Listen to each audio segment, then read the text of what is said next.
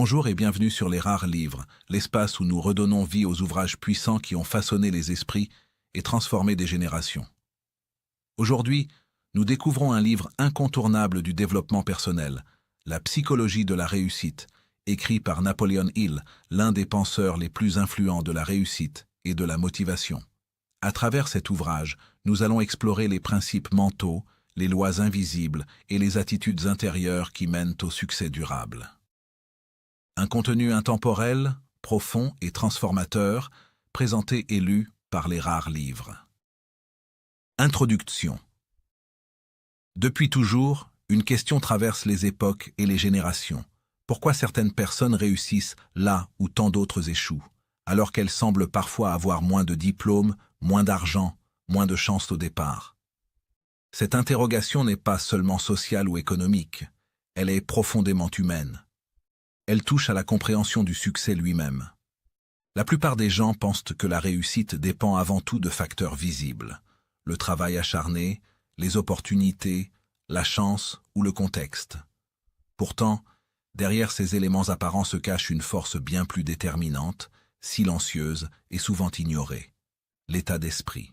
La réussite, avant d'être matérielle, est d'abord mentale. Elle naît dans la manière de penser, de croire, de se représenter soi-même et le monde. Deux personnes peuvent vivre la même situation, faire face aux mêmes obstacles et pourtant obtenir des résultats totalement opposés. La différence ne vient pas toujours de ce qu'elles font, mais de ce qu'elles pensent, de la façon dont elles interprètent leurs expériences et de la vision qu'elles entretiennent de leur avenir.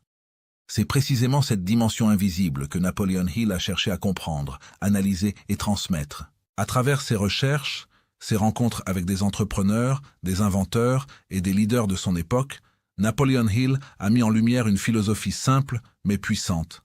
La pensée façonne la réalité. Selon lui, les grands succès ne sont pas le fruit du hasard, mais le résultat d'une psychologie spécifique, d'une discipline mentale et d'une clarté intérieure que peu de gens développent consciemment. Il ne s'agit pas de pensée magique, mais d'une compréhension profonde des mécanismes de l'esprit humain, de la motivation, de la persévérance et du désir. La psychologie devient alors la clé invisible de toute réussite durable. Elle influence nos décisions, nos habitudes, notre rapport à l'échec et notre capacité à persévérer quand les résultats tardent à apparaître. Sans une mentalité solide, même les meilleures opportunités peuvent être gaspillées. À l'inverse, avec une pensée maîtrisée, les circonstances les plus défavorables peuvent devenir des tremplins vers le succès. Ce livre n'est pas une simple théorie abstraite, il est une invitation directe à regarder à l'intérieur de soi, à identifier ses croyances limitantes, à comprendre ses peurs et à reprogrammer sa manière de penser. En changeant votre état d'esprit, vous changez votre manière d'agir, et en changeant vos actions, vous transformez votre vie. C'est ce voyage intérieur, puissant et transformateur que nous allons explorer ensemble à travers la psychologie de la réussite selon Napoleon Hill. Chapitre 1. La réussite. Commence dans l'esprit. La réussite ne commence jamais dans les circonstances extérieures, ni dans la chance, ni dans les opportunités visibles. Elle prend naissance dans un lieu invisible, silencieux, souvent négligé: l'esprit humain. Avant qu'un homme ne transforme sa situation, son statut, ses revenus ou sa place dans le monde, il transforme d'abord la manière dont il pense. Napoleon Hill insiste sur cette vérité fondamentale. Toute réussite durable est la conséquence directe d'un état d'esprit particulier, cultivé consciemment, entretenu avec discipline et protégé contre les influences négatives. L'esprit est le véritable point de départ de toute création humaine. Rien de ce qui existe dans le monde matériel n'a vu le jour sans avoir d'abord existé sous forme de pensée. L'homme ne subit pas simplement la vie, il la reflète. Ses pensées façonnent ses décisions orientent ses actions, et ses actions construisent ses résultats. Pourtant, la majorité des individus ignorent ce mécanisme. Ils pensent que la réussite dépend des conditions extérieures: l'économie, l'éducation, le réseau, la famille, la chance ou le contexte social. Hill démontre que ces facteurs n'ont de pouvoir que dans la mesure où l'individu leur en accorde. Deux personnes placées dans les mêmes conditions peuvent produire des résultats radicalement opposés, simplement parce que leur manière de penser diffère. L'une voit des limites là où l'autre voit des possibilités. L'une se soumet à la peur, l'autre la transforme en moteur. La différence n'est pas dans la réalité objective, mais dans l'interprétation mentale de cette réalité. La pensée est une force créatrice. Elle n'est pas neutre. Chaque pensée répétée devient une habitude mentale, et chaque habitude mentale finit par s'exprimer dans le comportement. Une pensée entretenue suffisamment longtemps s'imprime dans le subconscient, et le subconscient agit ensuite comme un pilote automatique, orientant les choix, les réactions et même les opportunités perçues. C'est pourquoi Hill affirme que l'échec est rarement le résultat d'un manque d'intelligence ou de talent, mais presque toujours celui d'un état d'esprit désorganisé, dominé par le doute, la peur, l'indécision ou la passivité. Il existe une différence fondamentale entre la pensée passive et la pensée créatrice. La pensée passive est celle que la majorité des gens utilisent sans en avoir conscience. Elle consiste à accepter les idées dominantes, les croyances héritées, les opinions imposées par l'environnement, la famille, l'école ou la société. Elle réagit au lieu d'agir. Elle subit au lieu de diriger. Elle est influencée plus qu'elle n'influence. À l'inverse, la pensée créatrice est volontaire, orientée, consciente. Elle ne se contente pas de refléter le monde tel qu'il est. Elle imagine le monde tel qu'il pourrait être. Elle pose des objectifs clairs, nourrit des convictions fortes et refuse de se laisser définir par les limites apparentes. Penser correctement n'est pas inné. Il insiste sur un point essentiel. La majorité pense mal sans le savoir.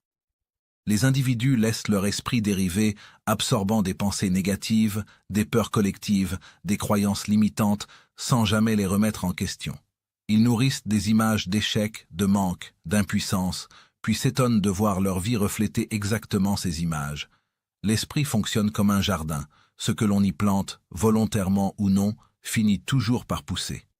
Si l'on ne choisit pas consciemment ses pensées, d'autres les choisiront à notre place. La réussite commence donc par une prise de responsabilité mentale. L'individu qui aspire à réussir doit accepter une vérité parfois inconfortable. Il est en grande partie responsable de sa situation actuelle, non pas parce qu'il a tout contrôlé, mais parce qu'il a laissé certaines pensées s'installer sans résistance. Cette prise de conscience n'est pas une condamnation, mais une libération. Si l'esprit a contribué à créer la situation présente, alors l'esprit peut aussi créer une situation différente. Là réside le véritable pouvoir humain. Napoleon Hill met en lumière le rôle central de la foi en soi, non pas comme une croyance naïve ou arrogante, mais comme une conviction intérieure profonde que l'on est capable d'apprendre, de progresser et de surmonter les obstacles. Cette foi n'est pas le résultat de preuves extérieures, elle précède les résultats. Ceux qui attendent d'avoir des garanties avant de croire restent prisonniers de l'inaction. Ceux qui croient avant de voir développent l'audace nécessaire pour agir malgré l'incertitude. La réussite appartient toujours à ceux qui osent penser au-delà de leurs conditions présentes.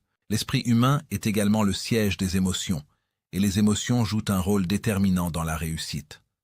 Les pensées chargées d'émotions ont un impact bien plus puissant que les pensées neutres. Une idée portée par le désir, la passion ou la conviction s'ancre plus profondément dans le subconscient et déclenche des comportements cohérents. À l'inverse, une pensée dominée par la peur ou le doute affaiblit l'élan intérieur et paralyse l'action. Hill enseigne que maîtriser son esprit, ce n'est pas supprimer les émotions, mais apprendre à les orienter vers des objectifs constructifs. La majorité des individus vit dans un état mental de résignation inconsciente. Ils ne renoncent pas ouvertement à la réussite, mais ils ne la pensent jamais vraiment possible pour eux. Ils se contentent de survivre, d'imiter, de répéter ce qu'ils ont vu autour d'eux. Leur esprit est occupé par l'urgence du quotidien, laissant peu de place à la vision, à la réflexion profonde ou à la stratégie mentale. Hill oppose à cette attitude la discipline mentale, c'est-à-dire la capacité à diriger volontairement ses pensées vers un but précis, jour après jour, indépendamment des circonstances. La réussite commence dans l'esprit, parce que l'esprit est le point de départ de toute direction. Sans direction mentale claire, l'action devient dispersée, incohérente, inefficace. L'individu actif mais mentalement désorganisé travaille beaucoup pour peu de résultats. À l'inverse, celui qui clarifie d'abord sa vision intérieure agit avec précision, constance et cohérence. Il ne gaspille pas son énergie. Il la canalise. Ce premier chapitre pose donc une loi fondamentale de la psychologie de la réussite. L'homme devient ce qu'il pense de manière habituelle. Tant que cette loi n'est pas comprise et intégrée, toute tentative de réussite reste fragile et instable. Mais lorsque l'individu commence à surveiller, choisir et discipliner ses pensées, un changement profond s'opère. Il ne réagit plus à la vie, il commence à la diriger. Et c'est à partir de cet instant précis que la réussite cesse d'être un hasard pour devenir une construction consciente. Chapitre 2. Le désir brûlant. Le point de départ de toute réussite. Le désir brûlant n'est pas une simple envie passagère, ni un souhait formulé à la légère au détour d'une pensée. Il constitue la première force réelle capable de mettre en mouvement l'esprit humain vers la réussite. Napoleon Hill insiste sur ce point fondamental. Rien de grand, rien de durable, rien d'exceptionnel n'a jamais été accompli sans qu'il n'y ait, à l'origine, un désir intense, profond, presque obsédant. Le désir n'est pas un luxe psychologique réservé aux ambitieux. Il est la racine même de toute transformation personnelle. Sans lui, l'esprit reste immobile, hésitant, soumis aux circonstances extérieures. Avec lui, l'esprit s'organise, se concentre et commence à chercher des solutions là où, auparavant, il ne voyait que des obstacles. Il existe une différence capitale entre un désir vague et un désir brûlant. Le désir vague ressemble à une pensée confortable. J'aimerais réussir. J'aimerais être riche. J'aimerais avoir une meilleure vie. Ces phrases sont courantes, mais elles n'engagent rien. Elles n'impliquent aucun sacrifice, aucune urgence, aucune tension intérieure. Elles flottent dans l'esprit sans direction précise, sans exigence réelle. Le désir brûlant, au contraire, est précis, exigeant, presque inconfortable. Il ne laisse pas l'individu en paix tant qu'il n'a pas été poursuivi. Il revient sans cesse, jour après jour, comme une voix intérieure qui refuse le statu quo. Ce type de désir transforme une simple idée en mission personnelle. Napoleon Hill explique que la faiblesse des résultats vient presque toujours de la faiblesse du désir. Beaucoup de personnes croient vouloir réussir, mais en réalité, elles souhaitent surtout éviter l'effort, le risque, l'inconfort ou l'échec. Leur désir est conditionnel. Elles veulent réussir si cela ne perturbe pas trop leur routine, si cela ne demande pas trop de discipline, si cela ne les expose pas au jugement. Or, un désir conditionnel ne peut pas produire une réussite inconditionnelle. La réussite exige une intensité émotionnelle suffisante pour dépasser la peur, la fatigue et le doute. Sans cette intensité, la moindre difficulté devient une excuse pour abandonner. Le désir brûlant agit comme un carburant mental. Il alimente la persévérance, stimule la créativité et maintient la concentration dans la durée. Lorsqu'un individu possède un désir puissant, son esprit commence à fonctionner différemment. Il remarque des opportunités que les autres ignorent. Il développe une sensibilité accrue aux informations utiles. Il transforme les échecs en apprentissage plutôt qu'en verdict définitif. Le désir n'est donc pas seulement une motivation émotionnelle, il devient un mécanisme d'orientation de l'intelligence. Là où l'esprit sans désir se disperse, l'esprit animé par un désir brûlant se focalise. Ce désir intense ne naît pas toujours spontanément. Il se construit, se cultive et se renforce par la clarté. Plus un objectif est flou, plus le désir reste faible. Plus il est précis, plus le désir gagne en force. Hill insiste sur la nécessité de définir clairement ce que l'on veut, pourquoi on le veut, et ce que l'on est prêt à donner en échange. Le désir brûlant implique un prix à payer. Il exige du temps, de l'énergie, parfois des renoncements. Celui qui refuse de payer ce prix ne possède pas un désir brûlant, mais une simple préférence. Les exemples de personnes animées par un objectif unique abondent dans l'histoire de la réussite. On retrouve toujours le même schéma. Une vision claire, une obsession constructive et une détermination à persister malgré les refus, les échecs et l'incompréhension. Ces individus ne sont pas nécessairement plus intelligents ou plus talentueux que les autres. Ce qui les distingue, c'est l'intensité de leur désir. Ils pensent à leur objectif en se réveillant, ils y pensent en travaillant, ils y pensent en se couchant. Ce n'est pas une obsession maladive, mais une fixation créatrice qui oriente toutes leurs décisions. Le désir brûlant agit également comme un filtre. Il élimine les distractions inutiles et clarifie les priorités. Lorsqu'un individu sait profondément ce qu'il veut, il devient plus capable de dire non à ce qui ne sert pas son objectif. Il comprend intuitivement que chaque « oui » donné à une activité inutile est un « non » donné à son ambition.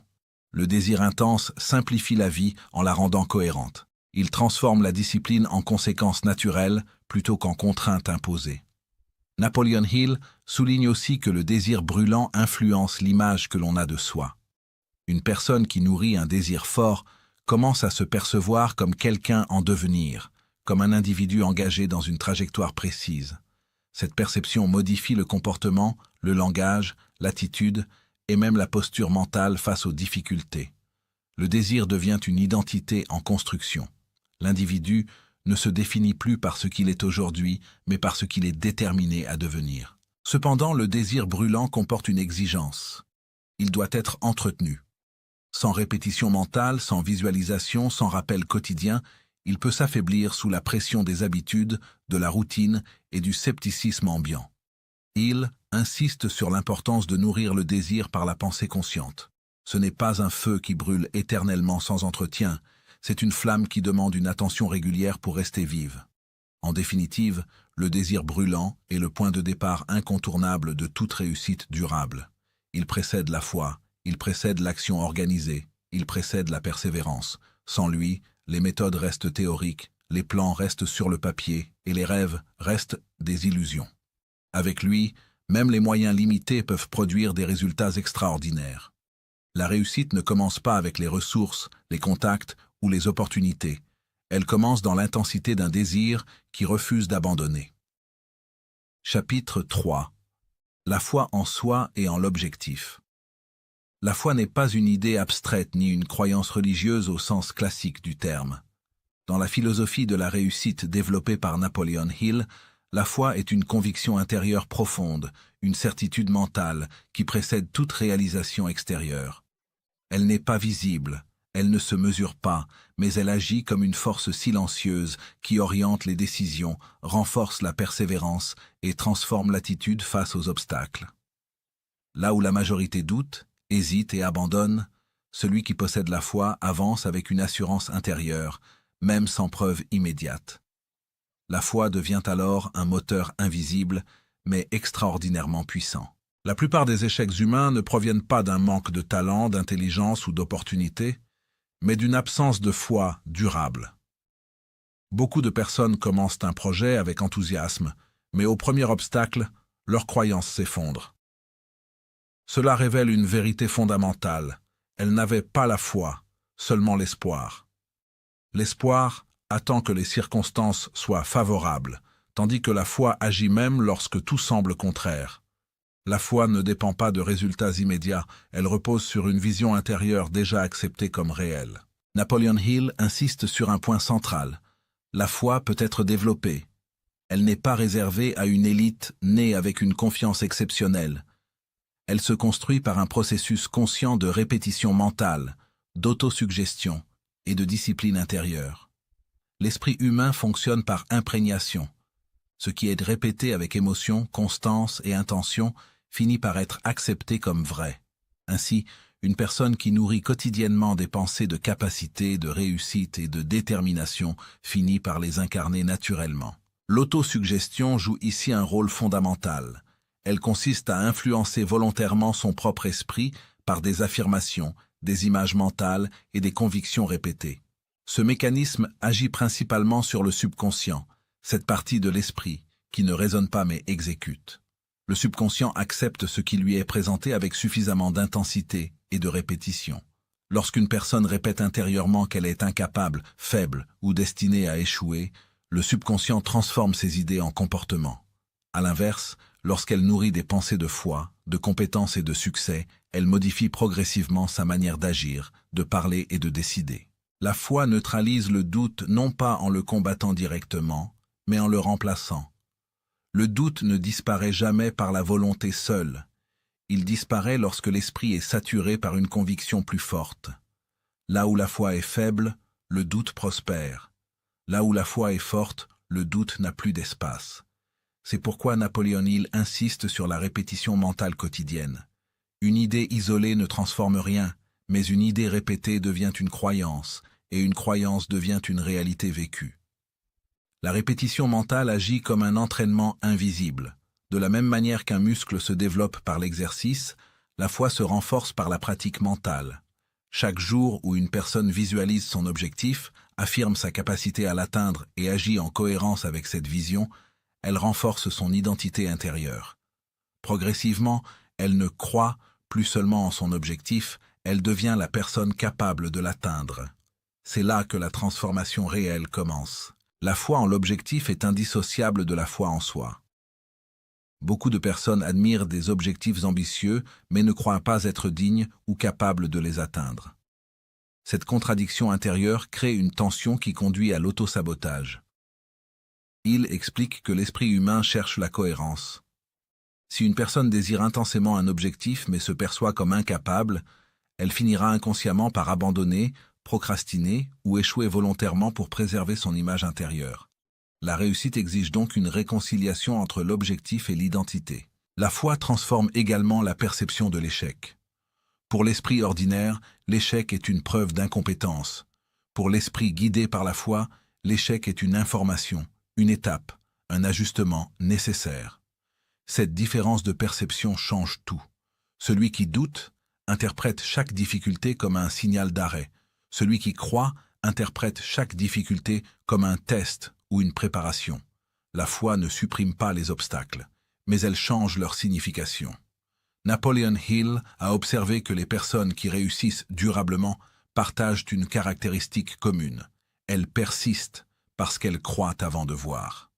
Elles ne demandent pas à la réalité de les convaincre avant d'agir. Elles agissent parce qu'elles sont déjà convaincues intérieurement. Cette attitude crée un effet cumulatif. Chaque action cohérente renforce la foi, et chaque renforcement de la foi améliore la qualité des actions. La foi influence également le langage intérieur. Une personne guidée par la foi ne se parle pas de la même manière qu'une personne dominée par le doute. Son dialogue interne est orienté vers les solutions, les possibilités et la croissance. Même dans les moments de fatigue ou d'incertitude, elle maintient une direction mentale claire. Ce dialogue interne devient une source de stabilité émotionnelle, particulièrement lorsque les circonstances extérieures sont instables. Un autre aspect essentiel est la foi collective. Il souligne que la foi peut être amplifiée lorsqu'elle est partagée avec des personnes animées par une vision similaire. L'esprit humain est influençable, positivement comme négativement. S'entourer de personnes sceptiques, négatives ou résignées affaiblit la foi, même chez les individus déterminés. À l'inverse, évoluer dans un environnement où la croyance en la réussite est normale renforce naturellement la conviction intérieure. La foi n'est pas aveugle. Elle n'exclut pas la réflexion, la stratégie ou l'apprentissage. Elle agit comme une fondation mentale sur laquelle s'appuient toutes les compétences. Sans foi, les compétences sont sous-utilisées. Avec la foi, même des compétences modestes peuvent produire des résultats extraordinaires. C'est pourquoi Hill affirme que la foi est l'un des piliers centraux de toute réussite durable. En définitive, la foi en soi et en l'objectif est une décision quotidienne. Elle se cultive par les pensées, les paroles, les images mentales et les actions répétées. Elle exige une vigilance constante face aux influences négatives, aux discours intérieurs destructeurs et aux doutes non contrôlés. Mais lorsque la foi devient une habitude mentale, elle transforme profondément la trajectoire d'une vie. Ce n'est plus l'environnement qui dicte les résultats, mais l'état d'esprit intérieur. Et c'est précisément là que commence la véritable réussite. Chapitre 4. L'imagination. L'atelier de la réussite. L'imagination est l'outil le plus puissant dont dispose l'être humain, et pourtant l'un des plus mal compris. Pour la majorité des gens, elle est associée à l'enfance, aux rêves inutiles, à l'irréalisme ou à l'évasion. Napoleon Hill démontre exactement l'inverse. L'imagination est l'atelier secret où se construisent toutes les grandes réussites avant même qu'elles n'existent dans le monde matériel. Rien de ce qui a transformé le monde n'a d'abord été visible. Tout a commencé comme une image mentale, une idée imprécise, une vision intérieure entretenue avec assez de foi pour devenir réelle. L'imagination n'est donc pas une fuite du réel, Elle est la matrice du réel. Il existe une différence fondamentale entre l'imagination passive et l'imagination créatrice. L'imagination passive subit. Elle erre, elle consomme des images imposées par l'environnement, les médias, les peurs collectives et les limites héritées. Elle nourrit l'anxiété, la comparaison et la résignation.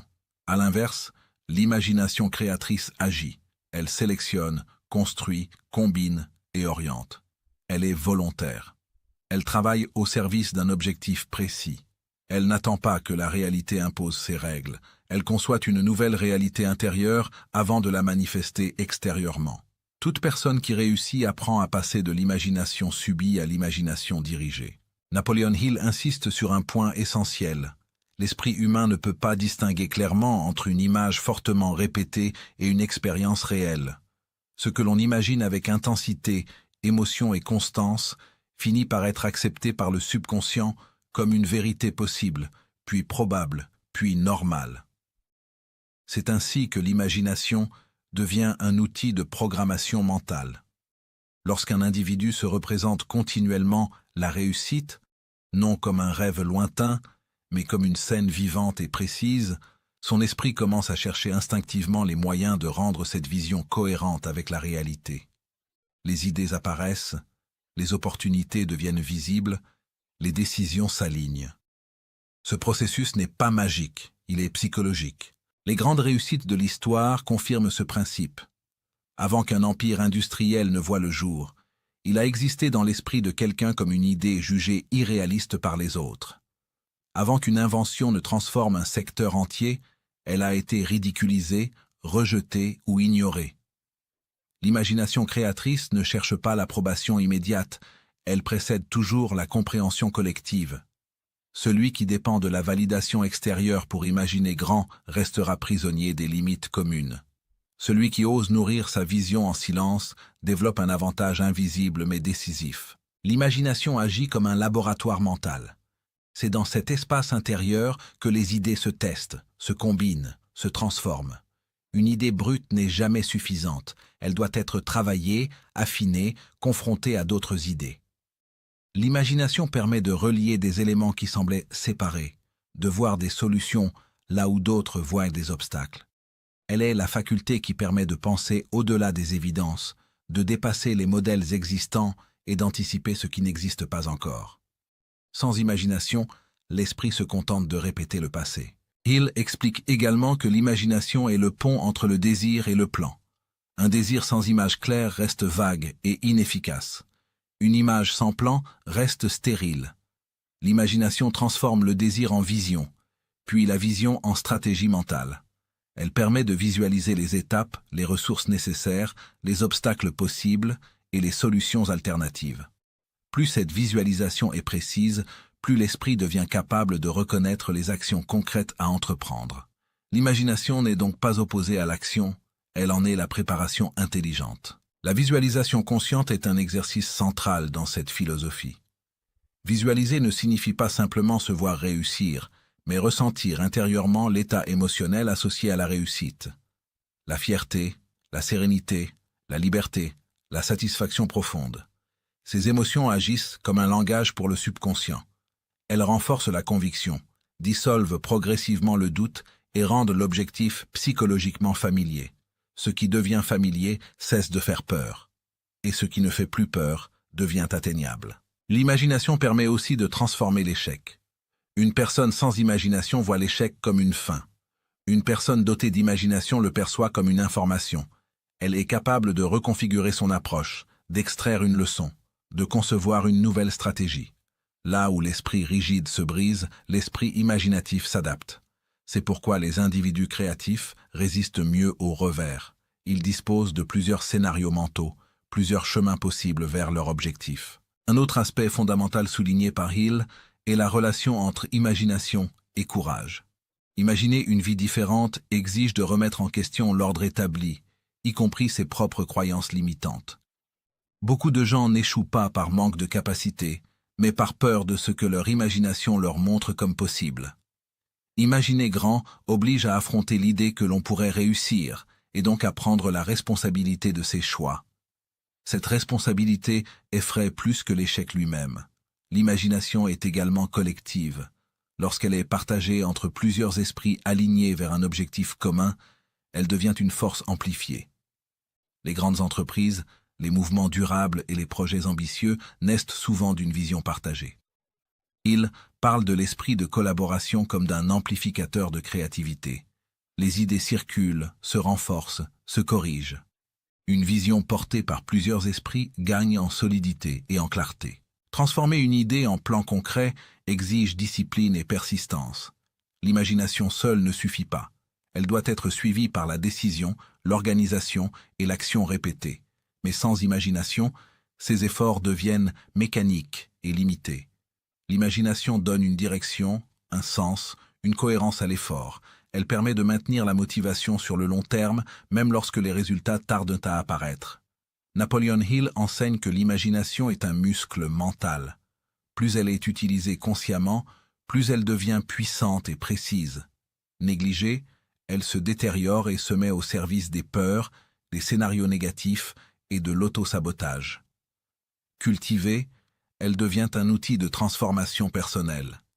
Celui qui maîtrise son imagination commence à maîtriser sa trajectoire de vie. En définitive, l'imagination est le lieu où l'avenir est conçu avant d'être vécu. Elle est l'atelier invisible où se forgent les décisions, les stratégies, les innovations et les destins. Celui qui apprend à utiliser son imagination de manière créatrice cesse d'être prisonnier des circonstances. Il devient architecte de sa réussite, non par illusion, mais par compréhension profonde du fonctionnement de l'esprit humain. Chapitre 5. La décision, l'arme des gagnants. La décision est l'un des actes les plus puissants dont dispose un être humain, et pourtant c'est aussi l'un des plus redoutés. Beaucoup imaginent que la réussite dépend principalement du talent, de l'intelligence ou des circonstances extérieures, alors qu'en réalité, elle dépend avant tout de la capacité à décider. Décider, ce n'est pas seulement choisir entre deux options visibles, c'est s'engager intérieurement, trancher mentalement, fermer certaines portes pour en ouvrir une autre avec détermination. Les grands gagnants de ce monde ne sont pas ceux qui ont toujours eu raison dès le départ, mais ceux qui ont su décider, malgré l'incertitude, agir malgré la peur, avancer malgré le risque d'erreur. À l'inverse, l'indécision est l'une des prisons mentales les plus destructrices, car elle maintient l'individu dans l'attente, dans l'hésitation permanente, dans une vie suspendue qui ne commence jamais vraiment. L'échec des indécis ne vient pas d'un manque de potentiel, mais d'un excès de calcul, de doute et de peur. L'indécis passe sa vie à analyser, à comparer, à attendre le moment parfait, sans comprendre que ce moment n'existe pas. Il observe les autres avancer, parfois se tromper, parfois réussir, mais toujours progresser, tandis que lui reste immobile, paralysé par l'idée de faire le mauvais choix. Cette immobilité est souvent déguisée sous des justifications rationnelles, attendre plus d'informations, améliorer encore le plan, demander un avis supplémentaire. En réalité, ce comportement est le symptôme d'une peur profonde, la peur de se tromper, la peur d'être jugé, la peur de perdre, la peur de regretter. Or, tant que cette peur gouverne l'esprit, aucune réussite durable n'est possible. Décider, c'est accepter la responsabilité totale de sa vie. C'est reconnaître que, quoi qu'il arrive, on assumera les conséquences de son choix. Cette responsabilité effraie la majorité des gens, car elle les prive d'une excuse confortable. Tant qu'on ne décide pas, on peut accuser les circonstances, le système, les autres, le manque de chance.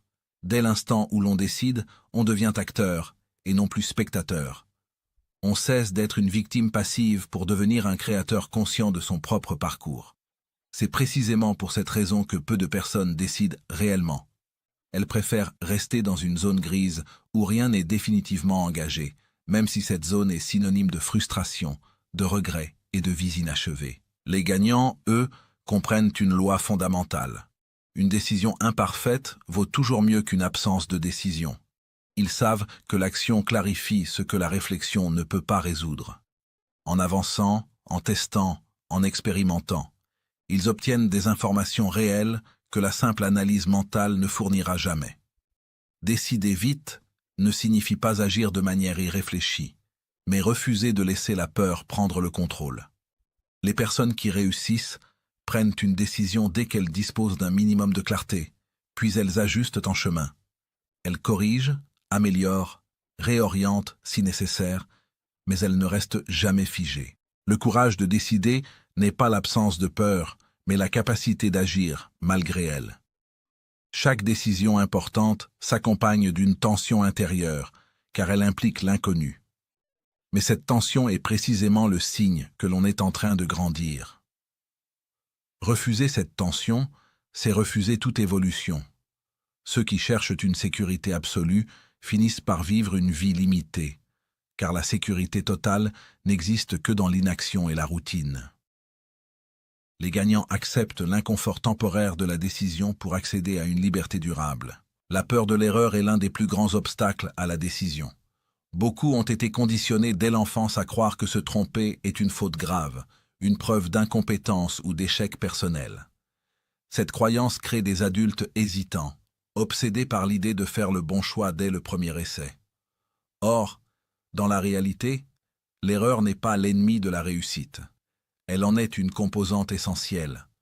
Chaque erreur contient une information précieuse, un ajustement à faire, une leçon à intégrer. Les personnes qui réussissent le mieux sont souvent celles qui ont commis le plus d'erreurs, mais qui ont su les utiliser comme des outils d'apprentissage plutôt que comme des preuves d'incapacité. Décider, c'est aussi définir une direction claire à son esprit. L'esprit humain a besoin d'un cap pour fonctionner efficacement. Sans décision ferme, l'énergie mentale se disperse, les pensées se contredisent, la motivation s'épuise. Une fois la décision prise, même imparfaite, l'esprit s'aligne, les ressources internes se mobilisent et des solutions apparaissent là où il n'y avait auparavant que de la confusion. La décision agit comme un signal envoyé à l'inconscient, lui indiquant qu'il est temps de passer à l'action et de soutenir l'objectif choisi. Il existe une différence profonde entre souhaiter et décider. Souhaiter, c'est espérer sans s'engager. Décider, c'est s'engager sans garantie.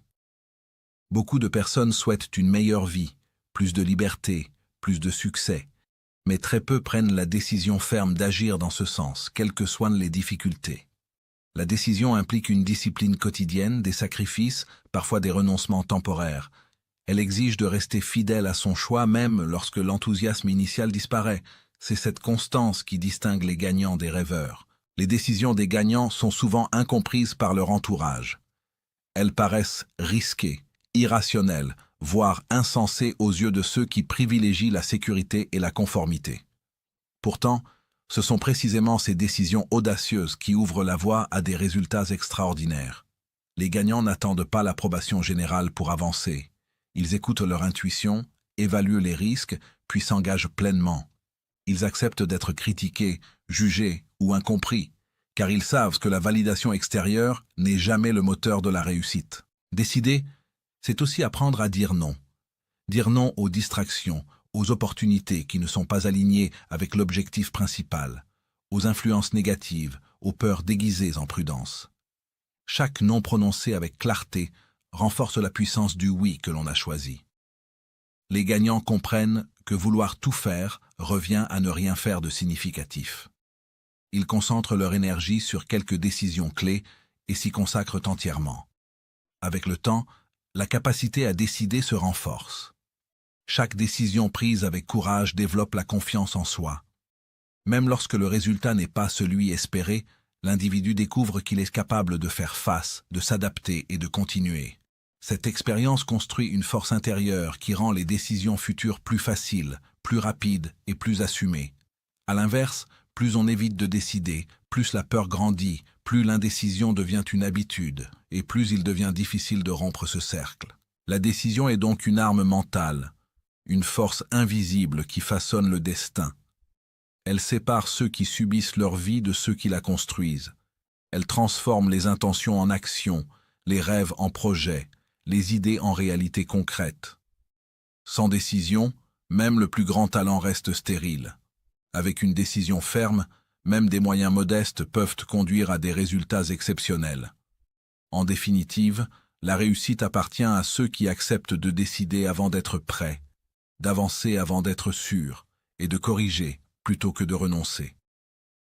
La décision est le point de non-retour où l'on cesse de se mentir à soi-même. Elle est le moment où l'on choisit consciemment de ne plus être prisonnier de la peur, de l'indécision et des regrets. C'est à cet instant précis que naissent les gagnants, non pas parce qu'ils sont supérieurs, mais parce qu'ils ont osé choisir. Chapitre 6. La persévérance. Le test ultime. La persévérance est le point où la majorité échoue, non pas par manque de talent, ni par absence d'opportunité, mais par épuisement intérieur. Beaucoup commencent avec enthousiasme, avec une énergie débordante, une vision claire et une motivation intense. Mais très peu continuent quand l'excitation disparaît, quand les résultats tardent, quand les obstacles se multiplient et que l'esprit commence à douter. C'est précisément à cet endroit que se joue la différence entre ceux qui rêvent toute leur vie et ceux qui transforment leurs rêves en réalité concrète. La persévérance n'est pas un simple effort physique ou une obstination aveugle. C'est une qualité mentale profonde, une capacité à rester aligné avec son objectif malgré la fatigue, la peur, le découragement et les échecs répétés. La majorité abandonne trop tôt parce qu'elle interprète mal les signes de résistance. Lorsqu'un obstacle surgit, beaucoup y voient un message d'arrêt, comme si la vie leur disait de faire demi-tour.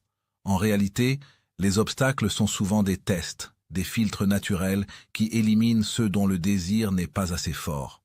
La persévérance commence là où la motivation émotionnelle s'arrête. La motivation dépend de l'humeur, de l'environnement, des encouragements extérieurs.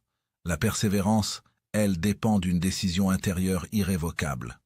Celui qui persévère ne se demande plus s'il va continuer, il a déjà décidé qu'il continuera, quoi qu'il arrive, et cette décision ferme supprime une immense quantité de doutes inutiles. L'abandon précoce est souvent lié à une illusion profondément ancrée, l'idée que la réussite devrait être rapide, fluide et presque naturelle. Cette croyance est renforcée par les récits simplifiés, les succès médiatisés et les comparaisons trompeuses. Quand la réalité ne correspond pas à cette image idéalisée, l'esprit interprète la difficulté comme un signe d'incompétence personnelle. La persévérance exige alors une rééducation mentale, comprendre que la lenteur n'est pas un échec, que la répétition n'est pas une faiblesse et que la difficulté n'est pas une preuve d'incapacité, mais souvent la preuve que l'on progresse sur un terrain réel. Résister à la fatigue mentale est l'un des défis les plus sous-estimés du chemin vers la réussite. La fatigue mentale ne se manifeste pas toujours par un épuisement physique, mais par une lassitude intérieure, une perte de clarté, une baisse de confiance, une sensation de vide ou d'inutilité. C'est à ce moment que l'esprit commence à saboter l'individu de l'intérieur, en produisant des pensées comme « à quoi bon ?»« ce n'est pas fait pour moi » ou « d'autres y arrivent plus facilement ». La persévérance consiste alors à continuer même quand l'enthousiasme est absent, à agir malgré l'absence de plaisir immédiat, à avancer avec discipline plutôt qu'avec émotion. La discipline émotionnelle est au cœur de cette persévérance. Elle consiste à ne pas laisser ses émotions diriger ses décisions à long terme. Les émotions sont changeantes, instables, influencées par des facteurs externes, tandis que les objectifs durables nécessitent une stabilité intérieure. Celui qui réussit apprend à observer ses émotions sans leur obéir aveuglément.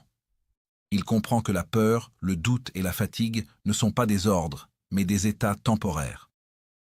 Cette capacité à rester maître de ses réactions émotionnelles permet de maintenir un cap constant, même lorsque l'environnement devient hostile ou décourageant. La persévérance devient véritablement puissante lorsqu'elle se transforme en habitude mentale. Une habitude n'exige plus un effort conscient constant, elle s'exécute presque automatiquement. Lorsque l'individu s'entraîne à ne pas abandonner, à revenir chaque jour vers son objectif, à faire un pas de plus, même minime, il construit un schéma mental durable.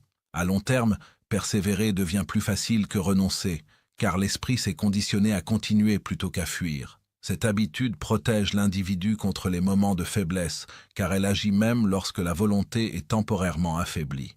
La persévérance est aussi liée à la capacité d'accepter l'échec sans se définir par lui. Les personnes qui abandonnent rapidement confondent souvent échec et identité. Elles pensent qu'un revers signifie qu'elles ne sont pas faites pour réussir. À l'inverse, l'esprit persévérant interprète l'échec comme une information, une leçon, une étape normale du processus. Cette vision transforme chaque difficulté en source d'apprentissage plutôt qu'en justification de l'abandon. Plus l'individu développe cette relation saine avec l'échec, plus sa persévérance devient solide et durable. Il est important de comprendre que la persévérance ne signifie pas rigidité aveugle. Persévérer ne veut pas dire répéter indéfiniment les mêmes erreurs, mais rester fidèle à l'objectif tout en ajustant les méthodes. Celui qui persévère intelligemment sait modifier son approche sans renoncer à sa vision. Il distingue l'objectif final du chemin emprunté pour y parvenir. Cette flexibilité stratégique, combinée à une détermination inébranlable, crée une force mentale extrêmement rare et puissante. La persévérance est enfin le véritable test de la sincérité du désir. Beaucoup disent vouloir réussir, mais très peu sont prêts à supporter l'inconfort prolongé que cela exige. Le temps révèle toujours la vérité des intentions. Ceux qui persévèrent démontrent par leurs actions répétées que leur objectif n'est pas un simple souhait, mais un engagement profond. Et c'est précisément cette endurance silencieuse, cette constance invisible, qui finit par produire des résultats visibles et durables. Dans le parcours de la réussite, la persévérance agit comme un filtre naturel. Elle élimine ceux qui cherchent des raccourcis, des garanties ou des résultats immédiats, et elle élève ceux qui acceptent le processus dans toute sa complexité. Celui qui développe cette qualité mentale possède un avantage décisif, car il devient pratiquement impossible à arrêter. Tant qu'il continue, il progresse.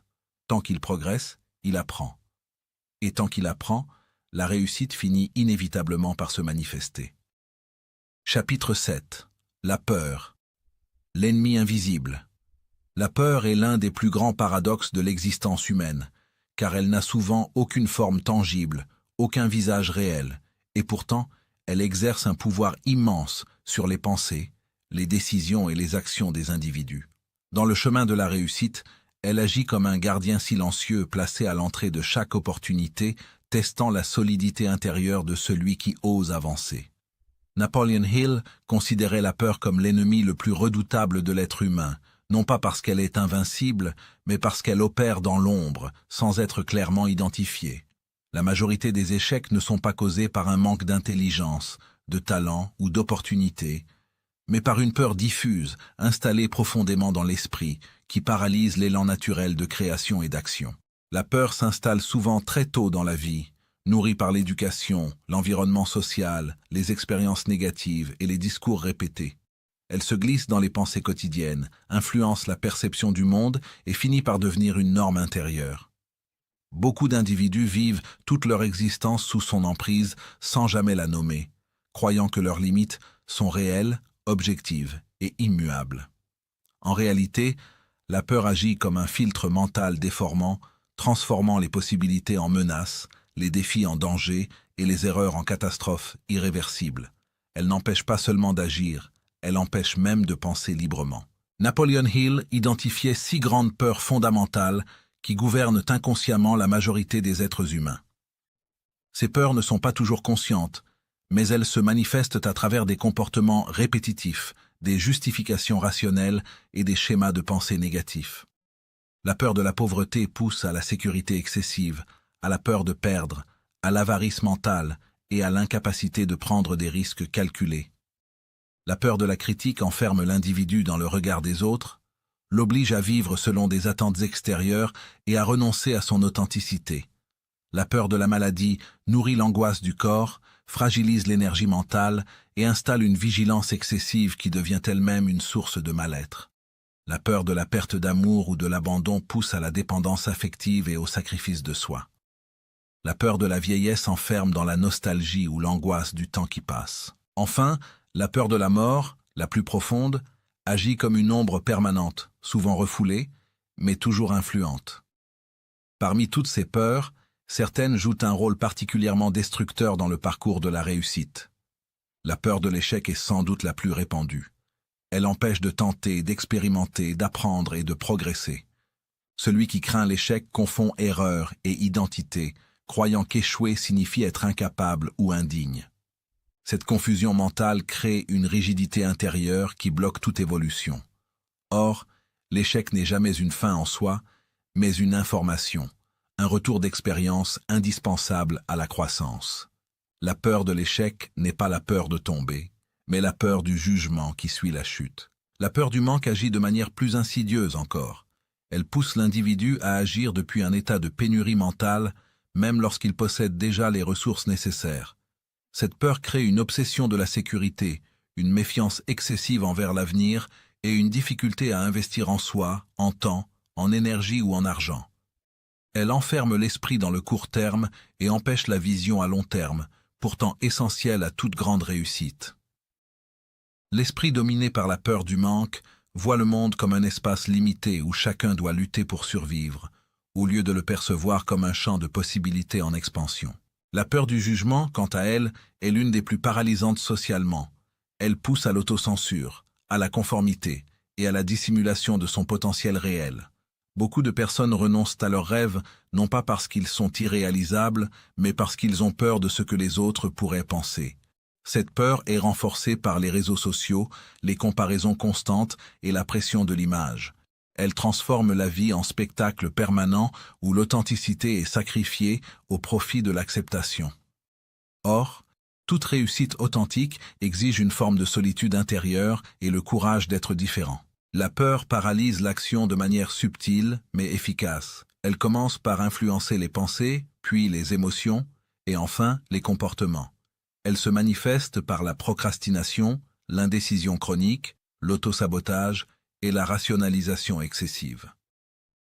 L'individu trouve 1000 raisons logiques de ne pas agir, convaincu qu'il est prudent ou réaliste, alors qu'il est en réalité dominé par une émotion non reconnue.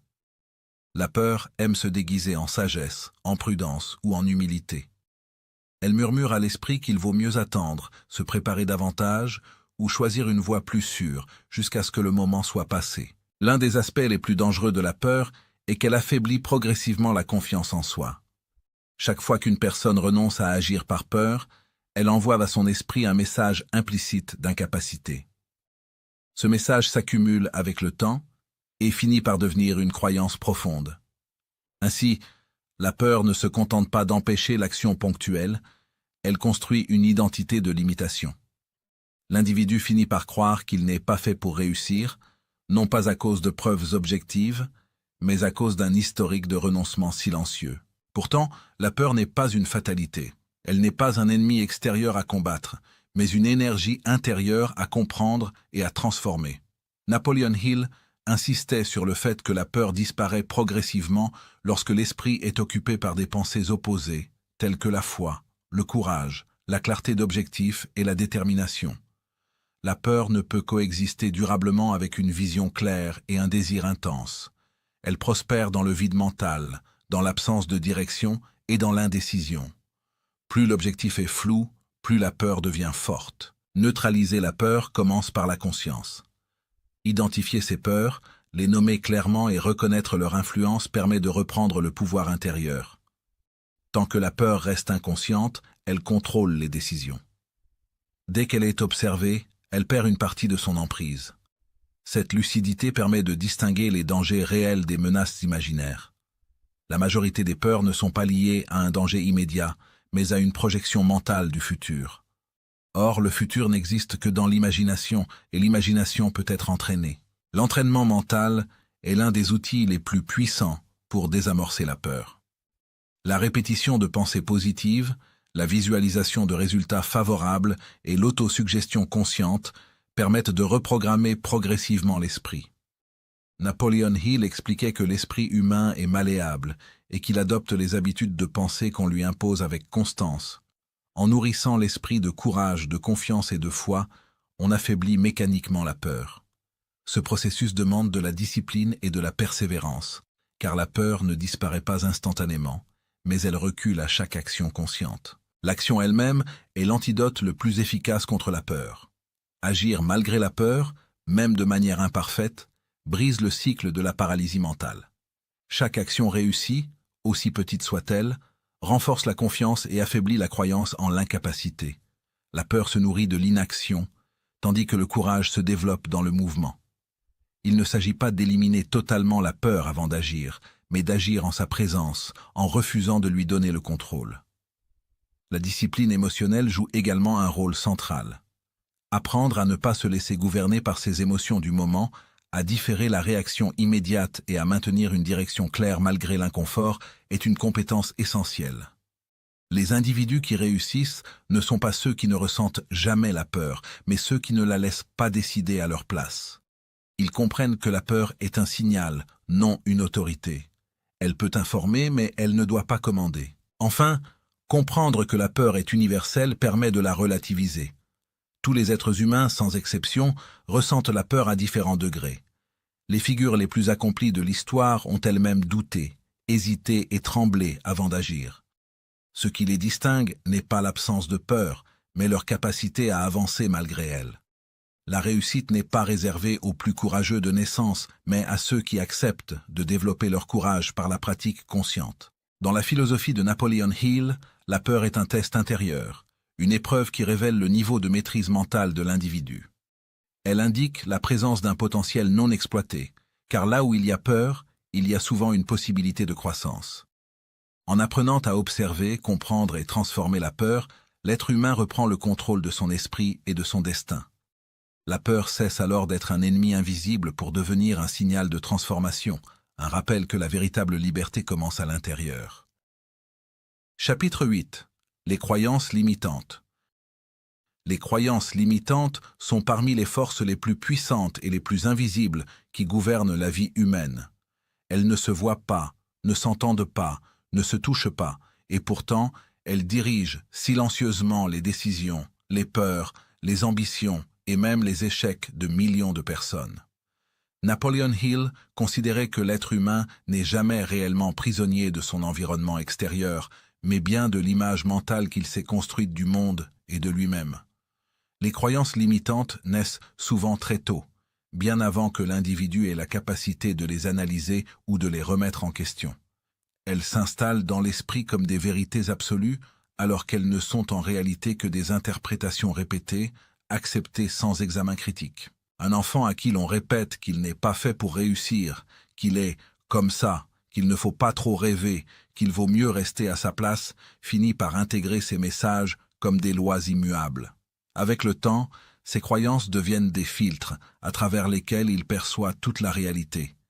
Chaque opportunité est vue comme une menace, chaque échec comme une confirmation, chaque réussite comme une exception temporaire. Ainsi, l'esprit ne cherche plus à avancer, mais à se protéger de ce qu'il croit être impossible ou dangereux. Ces croyances ne se forment pas uniquement dans l'enfance, même si cette période est décisive. Elles sont aussi renforcées par l'environnement social, culturel et économique. La société, parfois sans mauvaise intention, transmet des limites mentales sous forme de normes, de traditions, de peurs collectives et de discours fatalistes. On apprend aux individus ce qui est raisonnable, ce qui est réaliste, ce qui est réservé à certains. Peu à peu, la majorité finit par confondre prudence et renoncement, réalisme et résignation. Napoleon Hill expliquait que l'esprit humain fonctionne par conditionnement répétitif. Ce que l'on entend souvent, ce que l'on voit régulièrement, ce que l'on accepte sans débat, devient une croyance enracinée. Le plus dangereux dans ce processus est que la personne ne se rend même plus compte qu'elle est conditionnée. Elle pense agir librement, alors qu'elle ne fait que reproduire des schémas mentaux hérités. Elle ne dit pas « je n'ose pas », elle dit « ce n'est pas pour moi ». Elle ne dit pas « j'ai peur », elle dit « ce n'est pas possible ». Le langage révèle la prison mentale bien avant que l'individu n'en ait conscience. Le conditionnement invisible agit également par l'observation. Voir autour de soi des gens qui abandonnent, qui se plaignent, qui justifient leur immobilisme, finit par normaliser l'échec et la médiocrité. L'esprit humain imite ce qu'il voit le plus souvent, surtout lorsqu'il cherche à appartenir à un groupe. Se démarquer mentalement demande du courage, car cela implique d'accepter l'inconfort du doute, du regard des autres et parfois de la solitude. C'est pourquoi tant de personnes préfèrent conserver leurs croyances limitantes plutôt que de risquer l'inconnu. Ces croyances offrent une fausse sécurité. Elles donnent une excuse à l'inaction et protègent l'ego contre la douleur de l'effort ou de l'échec. Pourtant, ce confort est un piège, car il empêche toute transformation réelle.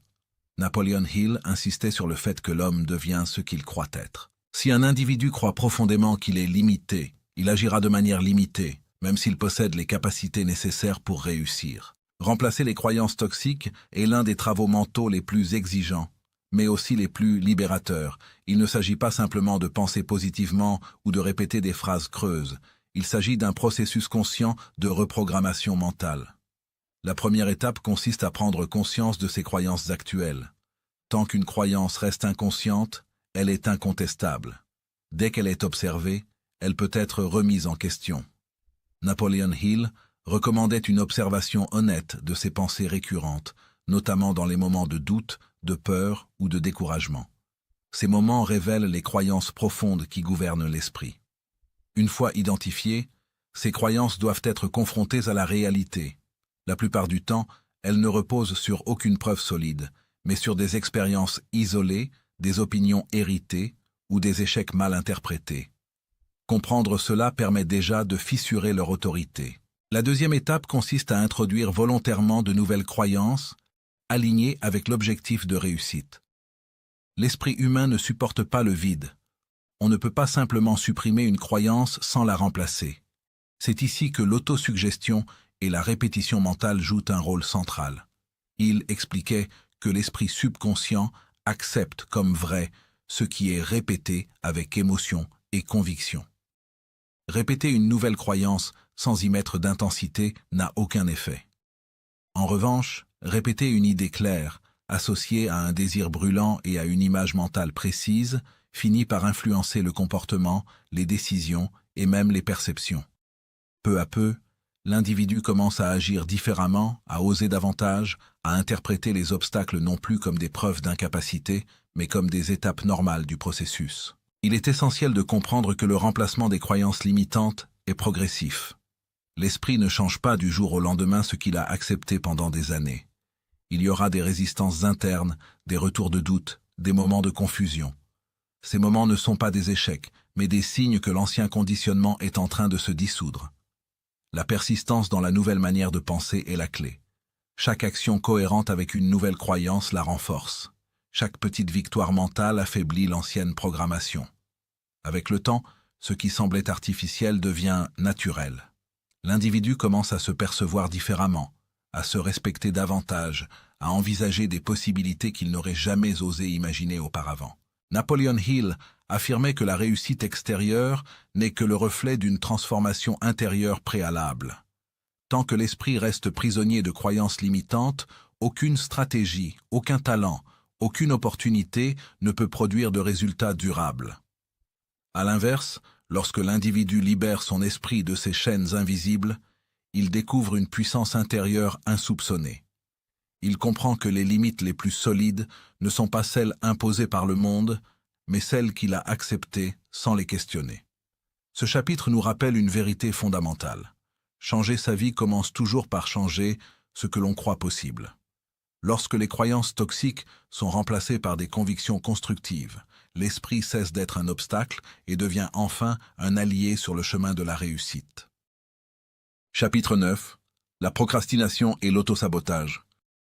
La procrastination et l'autosabotage sont parmi les ennemis les plus redoutables de la réussite, non parce qu'ils sont visibles ou bruyants, mais précisément parce qu'ils opèrent dans le silence de l'esprit. Contrairement aux obstacles extérieurs que l'on peut identifier, combattre ou contourner, ces mécanismes internes se dissimulent derrière des raisonnements apparemment logiques, des émotions familières et des habitudes si anciennes qu'elles finissent par paraître naturelles. L'individu sait souvent ce qu'il doit faire. Il comprend même parfois pourquoi il doit le faire, mais quelque chose en lui freine, retarde, détourne l'action. Ce décalage entre la connaissance et l'action est le cœur même de la procrastination. Napoleon Hill insistait sur ce point fondamental. L'échec n'est pas toujours le fruit de l'ignorance, mais bien plus souvent celui de l'inaction répétée, nourrie par des peurs inconscientes et des conditionnements mentaux profonds. La procrastination ne consiste pas simplement à remettre à plus tard par paresse ou manque d'organisation. Elle est bien plus complexe et subtile. Elle est souvent le résultat d'un conflit intérieur entre le désir conscient de réussir et des résistances inconscientes liées à la peur du changement. Car agir, c'est accepter de quitter une zone de confort mental, même si cette zone est insatisfaisante ou douloureuse. L'esprit humain préfère parfois une souffrance connue à une incertitude nouvelle. Ainsi, Repousser une action importante devient un moyen de préserver un équilibre intérieur fragile, même si cet équilibre empêche toute progression réelle. L'individu se convainc qu'il agira demain, quand les conditions seront meilleures, quand il se sentira plus prêt, plus confiant, plus inspiré. Mais ce demain devient un refuge mental qui protège l'ego de l'échec potentiel, tout en retardant indéfiniment le succès possible. L'autosabotage est intimement lié à ce phénomène. Il se manifeste lorsque l'individu, souvent sans en avoir pleinement conscience, adopte des comportements qui vont à l'encontre de ses propres objectifs. Cela peut prendre la forme d'oublis répétés, de choix incohérents, de distractions excessives ou de décisions prises au dernier moment qui compromettent un projet important. Derrière ces comportements se cache une logique interne puissante. Réussir implique des responsabilités nouvelles, une image de soi différente, parfois même une rupture avec l'identité passée. Pour un esprit conditionné depuis des années à se percevoir comme limité, ordinaire ou dépendant, la réussite peut être perçue comme une menace. L'autosabotage devient alors une stratégie inconsciente pour rester fidèle à l'image de soi ancienne, même si celle-ci est source de frustration. Pourquoi savons-nous ce qu'il faut faire sans pour autant le faire? La réponse réside en grande partie dans la résistance intérieure au changement. Tout changement véritable implique une réorganisation mentale. Il exige de remettre en question des croyances, des habitudes et des certitudes profondément ancrées. Or, l'esprit humain est un conservateur acharné de ces schémas établis. Il cherche la cohérence interne avant la vérité ou l'efficacité. Ainsi, même lorsqu'une action est objectivement bénéfique, elle peut être rejetée si elle entre en conflit avec une croyance limitante ancienne. Une personne qui a grandi avec l'idée qu'elle n'est pas faite pour réussir pourra inconsciemment retarder toute action qui la rapproche du succès, non par manque de volonté, mais par fidélité à une programmation mentale ancienne. Les excuses jouent un rôle central dans ce processus. Elles sont souvent rationnelles, crédibles et socialement acceptables. Manque de temps, fatigue, circonstances défavorables, responsabilité familiale, contexte économique difficile, autant de raisons qui, prises isolément, peuvent sembler légitimes. Mais lorsque ces excuses deviennent récurrentes et systématiques, elles révèlent un sabotage inconscient. Napoleon Hill expliquait que l'excuse est la forme la plus subtile de l'échec, car elle permet à l'individu de préserver son estime de soi tout en évitant l'action. L'excuse protège l'ego en lui offrant une justification honorable à l'inaction. Elle empêche la confrontation directe avec la peur fondamentale, celle de ne pas être à la hauteur, ou pire encore, celle de découvrir son véritable potentiel. La procrastination est également alimentée par la recherche du confort immédiat. L'esprit est naturellement attiré par ce qui procure un plaisir instantané et évite l'inconfort. Or, toute action significative vers la réussite implique une forme d'effort, de discipline ou d'incertitude. Face à ce choix, l'individu peut préférer des activités secondaires, urgentes mais peu importantes, qui donnent l'illusion de productivité sans provoquer de réelle avancée. Cette dispersion mentale devient un piège redoutable.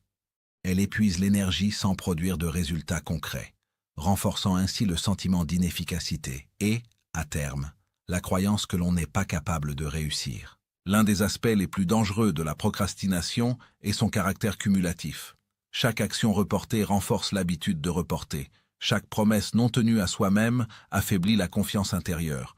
Peu à peu, l'individu commence à douter de sa propre parole, de sa capacité à passer à l'action, à se discipliner. Ce doute s'installe comme une vérité intérieure, alors qu'il n'est que le résultat d'un conditionnement progressif. Hill insistait sur l'importance de l'intégrité envers soi-même, la capacité à faire ce que l'on a décidé de faire, même lorsque l'envie n'est pas au rendez-vous.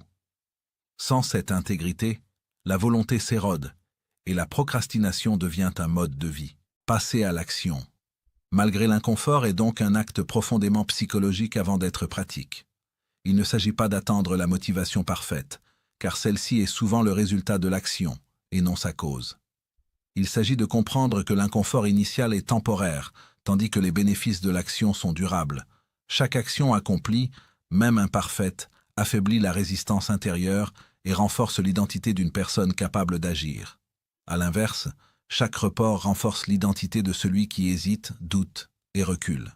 La lutte contre la procrastination est donc une lutte pour l'identité, pour la vision que l'on entretient de soi-même. L'auto-sabotage se nourrit également de la peur du jugement. Réussir, c'est se rendre visible. C'est s'exposer aux critiques, aux attentes, parfois à la jalousie. Pour beaucoup, rester dans l'ombre de l'inaction est plus rassurant que d'affronter le regard des autres. L'esprit peut alors créer des situations qui justifient l'échec apparent, évitant ainsi une exposition directe. En ce sens, l'auto-sabotage est parfois une tentative de protection émotionnelle, mais cette protection a un coût immense, celui d'une vie vécue en dessous de son potentiel. Comprendre ces mécanismes est une étape essentielle mais insuffisante si elle n'est pas suivie d'une décision ferme. Il enseignait que la décision claire et immédiate est l'antidote principal à la procrastination. Décider, c'est trancher mentalement, mettre fin au débat intérieur, c'est refuser de négocier sans cesse avec ses peurs et ses doutes. Une décision authentique s'accompagne d'un engagement envers l'action, même minimale. L'action imparfaite est toujours supérieure à l'inaction parfaite. Elle crée un mouvement, une dynamique, un élan qui transforme progressivement l'état mental. Il est également essentiel de comprendre que la procrastination n'est pas un défaut de caractère, mais un symptôme. Elle révèle des peurs, des croyances et des conflits internes non résolus. En ce sens, la combattre avec brutalité ou culpabilité est souvent contre-productif. Ce qui est nécessaire, c'est une lucidité bienveillante. Reconnaître les mécanismes à l'œuvre sans s'y identifier. L'individu n'est pas la procrastination. Il en est le témoin. Cette prise de distance permet de reprendre le contrôle, de choisir consciemment l'action plutôt que la fuite. Passer à l'action malgré l'inconfort devient alors un entraînement mental. Chaque fois que l'on agit alors que l'on n'en a pas envie, on renforce un muscle invisible, celui de la discipline intérieure. Cette discipline n'est pas une contrainte oppressive, mais une libération. Elle libère l'individu de l'esclavage de ses impulsions, de ses peurs et de ses habitudes limitantes. À mesure que cette discipline s'installe, la procrastination perd de son pouvoir. L'action devient plus naturelle, plus fluide, moins chargée émotionnellement. La réussite durable ne consiste pas à ne jamais ressentir de résistance intérieure, mais à ne plus lui obéir automatiquement. Elle consiste à reconnaître la voix du doute, de la peur ou de l'excuse, puis à agir malgré elle. C'est dans cet espace précis, entre l'impulsion de fuir et la décision d'avancer, que se forge le caractère. Il voyait dans cette capacité la marque distinctive des individus qui réussissent sur le long terme. Ils ne sont pas exempts de peur ou de procrastination, mais ils ont appris à ne plus les laisser diriger leur vie. Ainsi, la procrastination et l'autosabotage ne sont pas des fatalités, mais des défis intérieurs révélateurs. Ils indiquent les zones de croissance les plus importantes. Là où la résistance est la plus forte, se trouve souvent le potentiel le plus élevé. Comprendre cela transforme la relation que l'on entretient avec ces blocages. Au lieu de les subir ou de les condamner, on peut les utiliser comme des signaux, des invitations à grandir. Passer à l'action, malgré l'inconfort, devient alors non seulement une stratégie de réussite, mais un acte de respect envers soi-même et envers la vision de vie que l'on choisit d'incarner. Chapitre 10. La discipline mentale. La discipline mentale marque un tournant décisif dans la compréhension profonde de la réussite selon la philosophie de Napoleon Hill, car il ne s'agit plus seulement de vouloir, d'imaginer ou de décider, mais de gouverner consciemment son monde intérieur, jour après jour. La discipline mentale est cette force silencieuse qui permet à l'individu de rester maître de ses pensées, de ses émotions et de ses réactions, même lorsque les circonstances extérieures deviennent chaotiques, injustes ou décourageantes. Sans discipline mentale, toutes les connaissances acquises restent théoriques, toutes les ambitions se dispersent, et même les plus grands talents finissent par s'éroder sous la pression du doute, de la peur et de l'instabilité émotionnelle. La majorité des êtres humains vivent dans un état de réactivité permanente. Leurs pensées sont déclenchées par ce qu'ils voient, entendent ou subissent. Une remarque négative suffit à ruiner leur concentration, une difficulté imprévue suffit à déclencher l'anxiété, un échec temporaire suffit à installer le découragement. La discipline mentale commence précisément là où s'arrête cette soumission inconsciente. Elle repose sur la capacité à observer ses pensées sans leur obéir automatiquement, à choisir consciemment celles que l'on nourrit et celles que l'on rejette. L'esprit humain est comparable à un jardin. Si l'on n'y plante rien volontairement, les mauvaises herbes y poussent naturellement. Les pensées négatives, les scénarios catastrophes et les jugements destructeurs apparaissent spontanément si l'on n'exerce aucun contrôle conscient. Contrôler ces pensées négatives ne signifie pas les nier ou prétendre qu'elles n'existent pas. Il s'agit plutôt de reconnaître leur présence, d'en comprendre l'origine et de refuser qu'elles dictent les décisions et les actions. Une pensée négative répétée devient une croyance, et une croyance répétée devient une identité. La discipline mentale consiste à interrompre ce processus avant qu'il ne s'enracine. Lorsqu'un individu apprend à remplacer une pensée de peur par une pensée de possibilité, une pensée de plainte par une pensée de responsabilité, il transforme progressivement son état intérieur. Cette transformation n'est pas instantanée, mais cumulative. Chaque victoire mentale, même minuscule, renforce la capacité de l'esprit à rester aligné sur ses objectifs. La gestion des émotions est un autre pilier fondamental de la discipline mentale. Les émotions ne sont ni bonnes ni mauvaises en elles-mêmes, mais elles deviennent dangereuses lorsqu'elles prennent le contrôle du comportement. La colère non maîtrisée détruit des opportunités. La jalousie affaiblit l'estime de soi. La frustration prolongée mène à l'abandon. La discipline mentale n'exige pas l'absence d'émotions, mais leur canalisation consciente. Un esprit discipliné utilise l'émotion comme une énergie, non comme un maître. La peur peut devenir vigilance, la colère peut devenir détermination, la tristesse peut devenir profondeur et lucidité. Ce changement de posture intérieure sépare l'individu mûr de l'individu impulsif. La concentration est l'un des fruits les plus visibles de la discipline mentale. Dans un monde saturé de distractions, la capacité à maintenir son attention sur une seule tâche est devenue une forme de pouvoir rare. L'esprit indiscipliné saute d'une pensée à l'autre, d'un objectif à l'autre, sans jamais approfondir. L'esprit discipliné, lui, sait se fermer au bruit extérieur pour se consacrer pleinement à ce qui compte. Cette clarté mentale permet non seulement une meilleure efficacité, mais aussi une meilleure qualité de décision. Les erreurs majeures ne viennent pas d'un manque d'intelligence, mais d'un manque de concentration au moment critique. Construire une routine mentale de gagnant ne signifie pas adopter des rituels compliqués ou mystiques, mais instaurer des habitudes intérieures simples et cohérentes. Cela commence par la vigilance quotidienne sur la qualité de ses pensées dès le réveil. L'esprit est particulièrement influençable dans les premières heures de la journée. Ce que l'on pense à ce moment-là conditionne l'état émotionnel des heures suivantes. Un individu discipliné nourrit volontairement son esprit de pensées constructives, de rappels d'objectifs, de convictions positives. Il ne laisse pas les nouvelles, les plaintes ou les opinions extérieures définir son humeur. La discipline mentale se manifeste aussi dans la capacité à différer la gratification immédiate au profit d'un bénéfice futur. Beaucoup échouent non par manque de potentiel, mais par incapacité à supporter l'inconfort temporaire.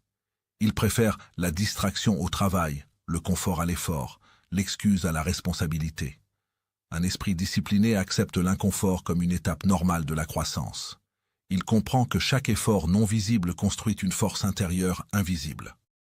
Cette capacité à rester engagé même lorsque l'enthousiasme disparaît distingue les gagnants durables des enthousiastes éphémères. La discipline mentale implique également une hygiène intellectuelle rigoureuse. Ce que l'on consomme mentalement influence directement ce que l'on produit dans sa vie. Les conversations négatives, les contenus anxiogènes, les discours fatalistes affaiblissent l'esprit à long terme. Un individu conscient choisit soigneusement ses influences. Il sait que chaque idée absorbée devient une graine potentielle dans son esprit. Cette sélection n'est pas un rejet du monde, mais une protection de sa direction intérieure. Avec le temps, la discipline mentale devient une seconde nature.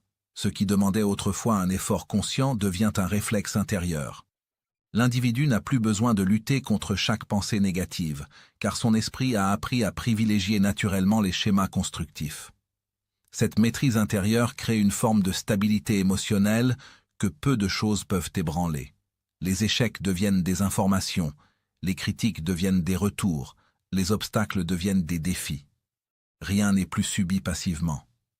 Chapitre 10. La discipline mentale nous rappelle que la véritable liberté ne se conquiert pas à l'extérieur, mais à l'intérieur. Celui qui maîtrise son esprit ne peut être dominé ni par les circonstances, ni par les autres, ni même par ses propres peurs. Il devient capable de diriger sa vie avec intention, cohérence et puissance silencieuse. Là où l'esprit est discipliné, la réussite cesse d'être un hasard et devient une conséquence naturelle. Chapitre 11. L'influence et le leadership. L'influence et le leadership ne commencent jamais à l'extérieur de l'individu. Ils prennent racine dans une réalité plus profonde, souvent invisible, qui est la maîtrise de soi, la compréhension de la nature humaine et la capacité à inspirer sans contraindre. Napoleon Hill insiste sur un principe fondamental. Personne ne peut réellement diriger les autres sans s'être d'abord dirigé lui-même. Le leadership authentique n'est pas un titre, une position ou une autorité imposée, mais une force intérieure qui se manifeste naturellement à travers les actes, la vision et la cohérence entre les paroles et les comportements. L'individu influent n'élève pas la voix pour être entendu. Sa présence, sa clarté et sa détermination parlent pour lui. Comprendre la psychologie des autres est l'une des clés majeures du leadership durable. Chaque être humain agit à partir de motivations profondes. Le désir de reconnaissance, la peur du rejet, la recherche de sécurité, l'aspiration à la liberté ou à l'accomplissement. Celui qui ignore ses forces agit à l'aveugle, tandis que celui qui les comprend sait comment communiquer, encourager et fédérer. Influencer ne signifie pas manipuler, mais savoir parler au cœur et à l'esprit des individus. Un leader efficace observe, écoute et analyse avant d'agir. Il comprend que les résistances ne sont pas des attaques personnelles, mais souvent l'expression de peur ou de croyances limitantes chez l'autre. Napoleon Hill distingue clairement l'influence naturelle de la manipulation. La manipulation repose sur la tromperie, l'intérêt personnel et la domination à court terme. Elle peut produire des résultats temporaires, mais elle détruit la confiance et sans confiance, aucune influence durable n'est possible. L'influence naturelle, au contraire, s'appuie sur l'intégrité, la compétence et la sincérité. Les gens suivent celui en qui ils ont confiance, celui qui incarne ce qu'il enseigne. Le véritable leader ne force pas l'adhésion, il la suscite. Il n'utilise pas la peur pour contrôler, mais la vision pour inspirer. Le pouvoir de l'exemple est l'arme la plus puissante du leadership. Les paroles peuvent convaincre, mais ce sont les actions qui transforment. Un individu peut prononcer les discours les plus motivants. S'ils ne sont pas soutenus par une conduite exemplaire, ils perdent toute crédibilité. Hill souligne que l'être humain apprend davantage par l'observation que par l'instruction. Un leader qui fait preuve de discipline, de persévérance et de respect transmet ses valeurs sans avoir besoin de les imposer. À l'inverse, celui qui prêche sans pratiquer sème le doute et le cynisme. Le leadership intérieur précède toujours le leadership extérieur. Avant de vouloir guider les autres, il faut apprendre à gouverner ses pensées, ses émotions et ses réactions. L'individu incapable de maîtriser sa colère, sa peur ou son ego devient instable, imprévisible et dangereux lorsqu'il détient une influence. La maîtrise de soi est donc le socle invisible de toute autorité saine. Elle permet de rester lucide sous la pression, juste dans la prise de décision et ferme sans être brutal. Un leader intérieur solide inspire naturellement le respect, même en silence. L'influence véritable repose aussi sur la capacité à créer une vision claire et à la communiquer avec conviction. Les gens ne suivent pas seulement une personne, ils suivent une direction. Là où il n'y a pas de vision, il n'y a que de la confusion. Hill explique que l'esprit humain a besoin d'un objectif pour se mobiliser pleinement. Le leader est celui qui voit plus loin, plus grand et plus clairement, puis qui aide les autres à voir à leur tour. Cette vision agit comme un aimant mental, attirant l'énergie, l'enthousiasme et l'engagement. Un autre aspect fondamental du leadership est la responsabilité. Le véritable leader ne cherche pas d'excuses et ne rejette pas la faute sur les autres. Il assume les résultats, qu'ils soient positifs ou négatifs. Cette attitude crée un climat de sécurité et de confiance, car chacun sait que les erreurs ne seront pas utilisées comme des armes, mais comme des opportunités d'apprentissage. En assumant pleinement ses responsabilités, le leader donne implicitement la permission aux autres de faire de même, ce qui élève le niveau collectif de maturité et d'efficacité. L'influence se renforce également par la capacité à valoriser les autres. Les êtres humains donnent le meilleur d'eux-mêmes lorsqu'ils se sentent reconnus et utiles. Il insiste sur l'importance de l'encouragement sincère. Un mot juste, une reconnaissance honnête peuvent parfois produire plus d'impact que des récompenses matérielles. Le leader comprend que son rôle n'est pas de briller seul, mais d'aider les autres à révéler leur potentiel. En élevant les autres, il s'élève lui-même. La communication est un pilier central de l'influence. Savoir exprimer ses idées clairement, avec simplicité et conviction, est une compétence indispensable. Mais plus encore, savoir écouter est une forme supérieure de leadership. Celui qui écoute sincèrement gagne la confiance et accède à des informations précieuses. Il rappelle que beaucoup échouent dans leur influence non pas parce qu'ils manquent d'intelligence, mais parce qu'ils parlent trop et écoutent trop peu. L'écoute attentive est une preuve de respect, et le respect est la monnaie du leadership. Le leadership implique également le courage moral. Influencer positivement les autres nécessite parfois de dire des vérités inconfortables, de prendre des décisions impopulaires et de rester fidèle à ses principes, malgré la pression. Il montre que les leaders faibles cherchent l'approbation immédiate, tandis que les leaders forts cherchent l'impact durable. Ils savent que la popularité passagère n'a aucune valeur si elle se fait au détriment de l'intégrité et de la vision. Enfin, le leadership véritable est un service. Contrairement à l'idée répandue selon laquelle diriger consiste à dominer, il affirme que diriger, c'est servir une cause, une mission et les personnes impliquées. Le leader n'est pas au-dessus, il est au centre, reliant, soutenant et orientant.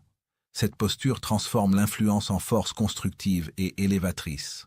Lorsque les individus sentent que leur leader agit pour le bien commun et non pour son ego, ils donnent naturellement leur loyauté et leur engagement.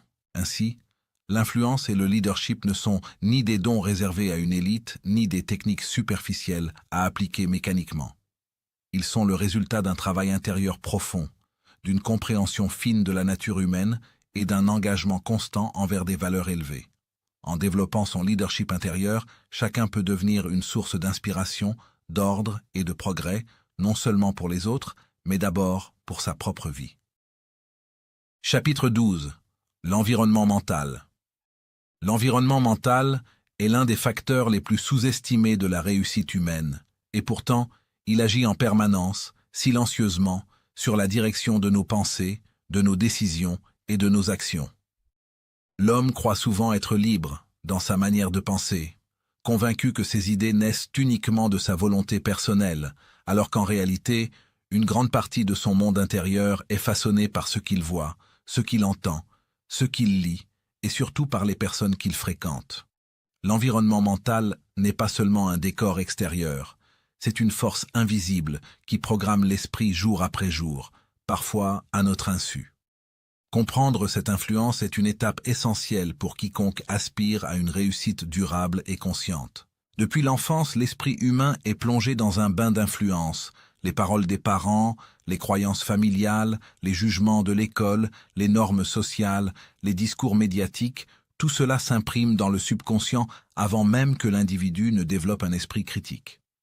L'enfant absorbe sans filtre, considérant comme vérité ce qui est répété avec autorité ou émotion. C'est ainsi que se forment très tôt des schémas mentaux qui, plus tard, orienteront les choix de vie.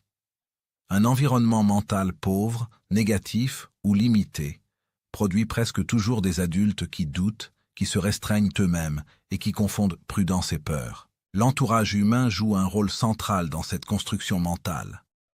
Les personnes avec lesquelles on passe le plus de temps influencent directement notre vision du monde. Leurs paroles deviennent des références, leurs limites deviennent nos limites, leurs ambitions deviennent la mesure de ce que nous croyons possible. Un individu entouré de personnes qui se plaignent constamment, qui critiquent toute initiative et qui ridiculisent le succès, finit par adopter, souvent inconsciemment, la même posture mentale. À l'inverse, fréquenter des esprits orientés vers la croissance, la discipline et la responsabilité personnelle élève naturellement le niveau de pensée. Ce n'est pas une question de supériorité morale, mais de contagion mentale. Napoleon Hill insistait sur le fait que l'esprit humain fonctionne comme un récepteur. Il capte les vibrations dominantes de son environnement et les transforme en pensées habituelles. Lorsqu'un environnement mental est dominé par la peur, le doute et le pessimisme, ces émotions deviennent la norme intérieure. L'individu ne se demande même plus pourquoi il hésite ou procrastine, car cela lui semble naturel. Pourtant, Ce naturel n'est que le produit d'une exposition prolongée à des influences négatives. La réussite, dans ce contexte, n'est pas impossible, mais elle devient beaucoup plus difficile, car l'esprit doit lutter contre un conditionnement permanent. Les lectures constituent une autre composante majeure de l'environnement mental. Les livres, les articles, les messages consommés quotidiennement nourrissent l'imaginaire et orientent les pensées. Lire des contenus qui valorisent la médiocrité, la victimisation ou le cynisme affaiblit progressivement l'élan intérieur. À l'inverse, s'exposer régulièrement à des idées élevées, à des philosophies de responsabilité personnelle et à des récits de dépassement crée un terrain fertile pour la réussite. Ce que l'esprit lit devient ce qu'il médite, et ce qu'il médite devient ce qu'il manifeste dans la réalité. Les informations, en particulier celles diffusées en continu, méritent une attention spéciale. L'excès d'informations négatives, anxiogènes ou sensationnalistes crée un climat intérieur de tension et d'impuissance. L'individu se sent dépassé, inquiet pour l'avenir et convaincu que le monde est hostile à toute initiative individuelle. Cette surcharge mentale épuise la capacité de concentration et affaiblit la volonté. Protéger son esprit ne signifie pas ignorer la réalité, mais choisir consciemment ce que l'on laisse entrer dans son monde intérieur. La maîtrise de l'environnement mental commence par cette sélection volontaire. Créer un environnement favorable à la réussite demande du courage, car cela implique souvent de s'éloigner de certaines habitudes, de certaines fréquentations et même de certaines croyances profondément ancrées. Beaucoup de personnes restent prisonnières d'environnements mentaux toxiques, par peur du rejet ou par fidélité à des schémas familiers. Pourtant, la croissance personnelle exige parfois une rupture intérieure, un choix clair entre ce qui élève et ce qui enferme. Ce choix n'est pas toujours compris par l'entourage, mais il est indispensable pour qui souhaite évoluer. L'environnement mental inclut également le dialogue intérieur. Les pensées que l'on entretient quotidiennement sont souvent le reflet de l'environnement extérieur, mais elles deviennent à leur tour un environnement interne autonome. Si ce dialogue est dominé par l'autocritique, la culpabilité ou la peur de l'échec, il agit comme un saboteur constant. Transformer son environnement mental, c'est donc aussi apprendre à surveiller et à corriger ses pensées, à remplacer les jugements destructeurs par des affirmations constructives. L'esprit doit devenir un lieu de soutien, non un tribunal permanent. La protection de l'esprit est une discipline quotidienne. Elle ne se limite pas à éviter certaines influences, mais consiste aussi à nourrir activement l'esprit avec des idées puissantes. La répétition joue ici un rôle clé.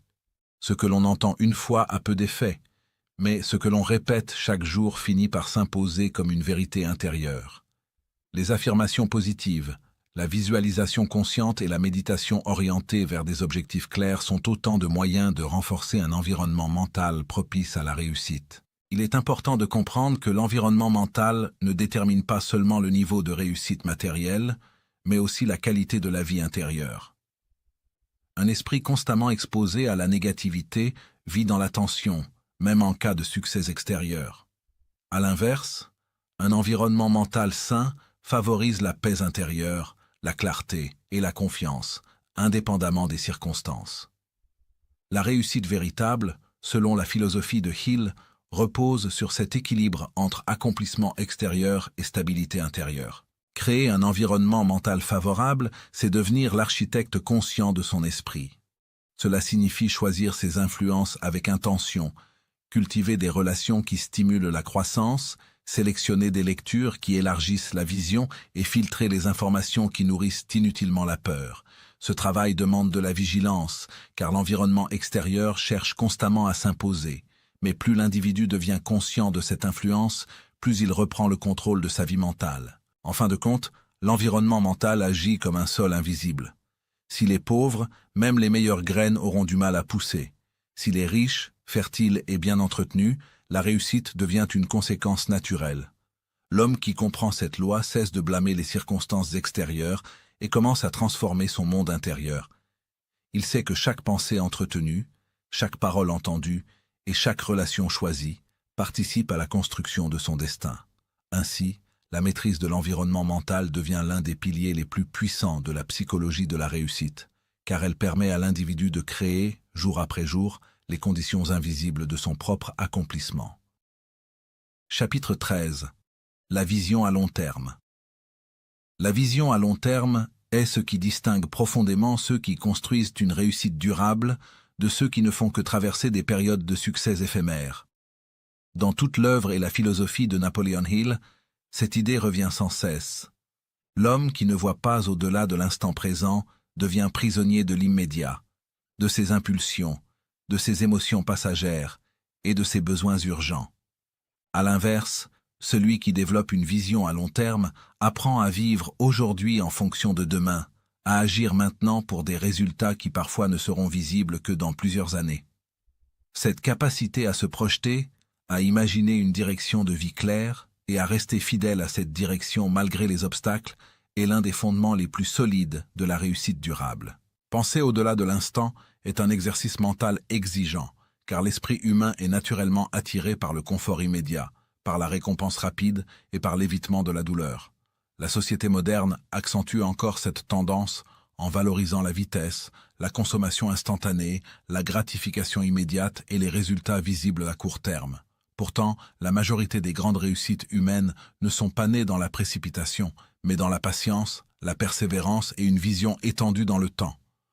Les bâtisseurs, les inventeurs, les leaders et les entrepreneurs qui marquent l'histoire sont ceux qui acceptent de semer longtemps avant de récolter, parfois sans aucune garantie immédiate de succès.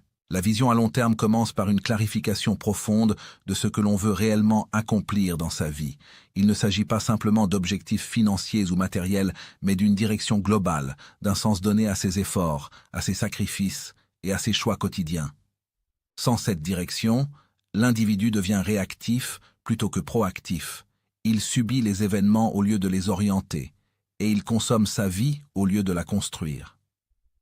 Avoir une vision à long terme, c'est décider consciemment du type de personne que l'on veut devenir, du genre de vie que l'on souhaite bâtir et de l'impact que l'on veut laisser derrière soi. Les objectifs clairs jouent ici un rôle central. Un objectif flou produit des actions floues, des efforts incohérents et une motivation instable.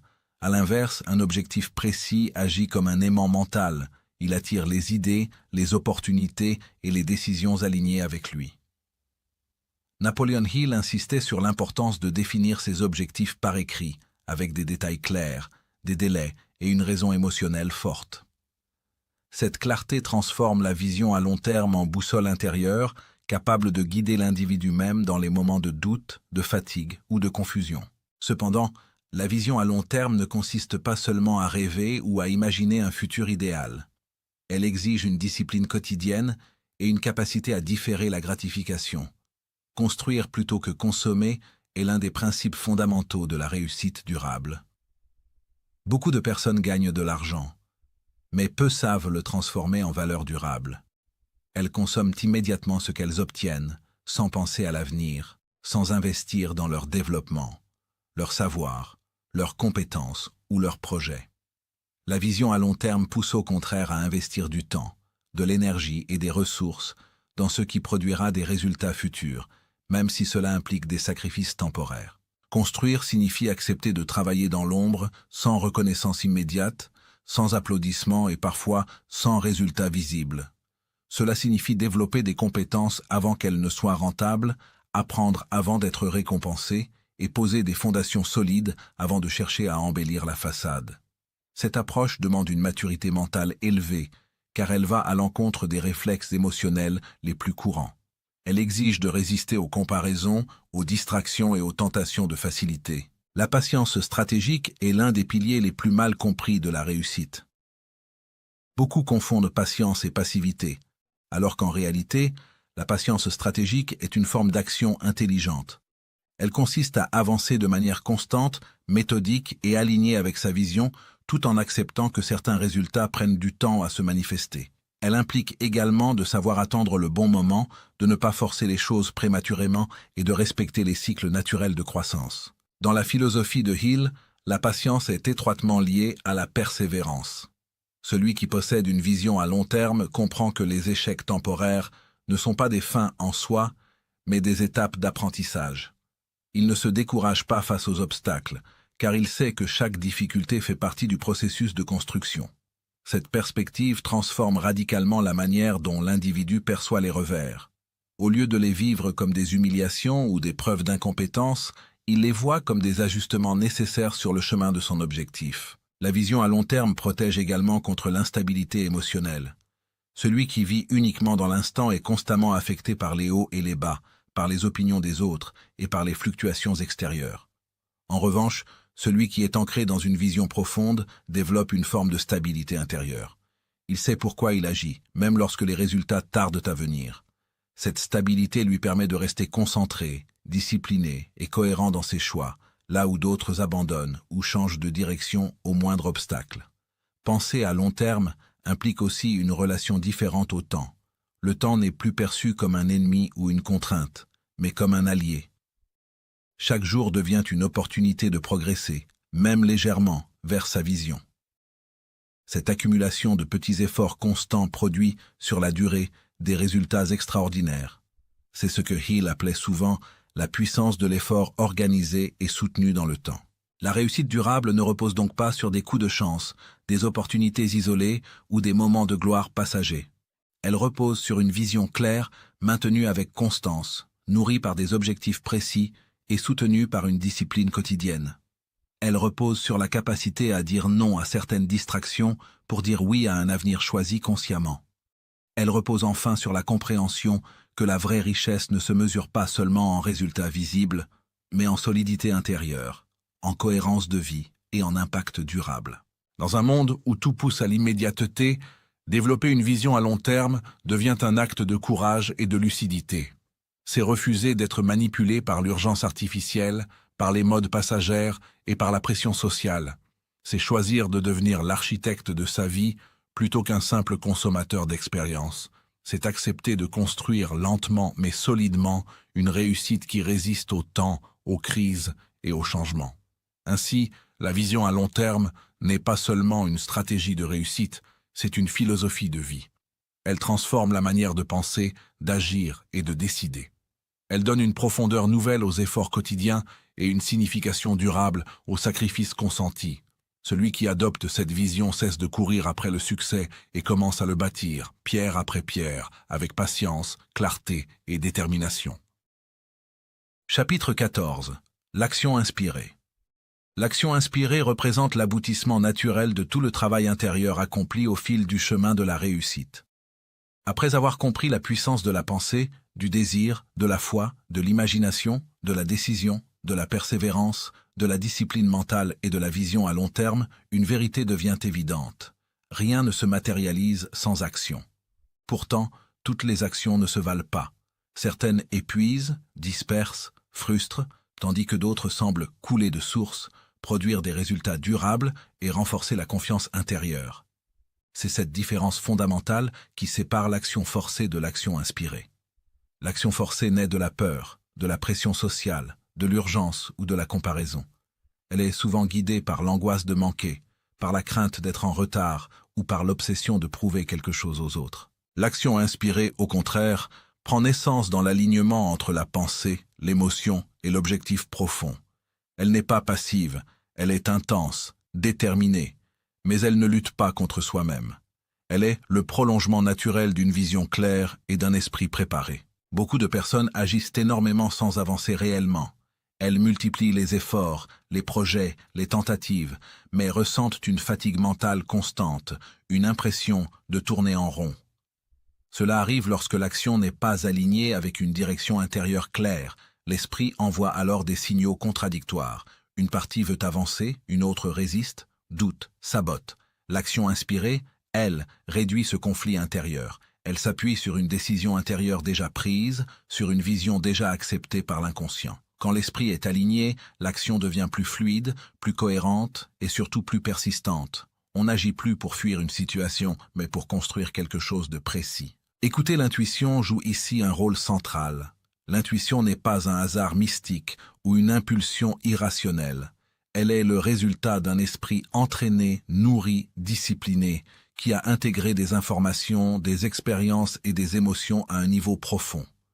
Lorsqu'un individu travaille sur sa mentalité, clarifie ses objectifs et cultive la foi en lui-même, son intuition devient un guide fiable. Elle indique quand agir, comment agir, et parfois, quand ne pas agir. L'action inspirée ne consiste pas à tout faire en même temps, mais à faire la bonne chose au bon moment, avec une intensité totale. Beaucoup échouent, non par manque d'effort, mais par dispersion. Ils agissent dans toutes les directions, sans cohérence, parce qu'ils ne prennent pas le temps d'écouter ce qui, en eux, sait déjà. Synchroniser la pensée et l'action est l'un des secrets les plus puissants de la réussite durable. Lorsque la pensée affirme une chose mais que l'action en raconte une autre, l'inconscient enregistre la contradiction et affaiblit la motivation. Dire vouloir réussir tout en agissant comme quelqu'un qui doute, procrastine ou se protège de l'échec crée une tension intérieure constante. À l'inverse, lorsque chaque action, même petite, confirme la vision intérieure, la confiance augmente. L'esprit comprend que l'individu est sérieux, engagé, et il libère davantage d'énergie mentale, de créativité et de courage. C'est ainsi que se crée un cercle vertueux. La pensée claire nourrit l'action juste, et l'action juste renforce la pensée. Le momentum est un autre élément clé de l'action inspirée. Le momentum n'apparaît pas soudainement par chance. Il se construit. Chaque action alignée crée une petite victoire intérieure. Ces victoires s'accumulent et génèrent une dynamique. Plus on avance, plus il devient naturel d'avancer encore. À l'inverse, l'inaction prolongée ou l'action incohérente crée un poids mental qui rend chaque pas plus difficile. L'action inspirée permet de franchir ce seuil critique, où l'effort initial laisse place à une forme de fluidité. Ce n'est pas que les obstacles disparaissent, mais l'esprit devient plus résilient, plus confiant face aux défis. La constance transforme l'action inspirée en résultat concret. Beaucoup confondent inspiration et impulsivité. Ils attendent un enthousiasme intense pour agir, puis s'arrêtent dès que l'émotion retombe. L'action inspirée n'est pas dépendante de l'humeur du moment.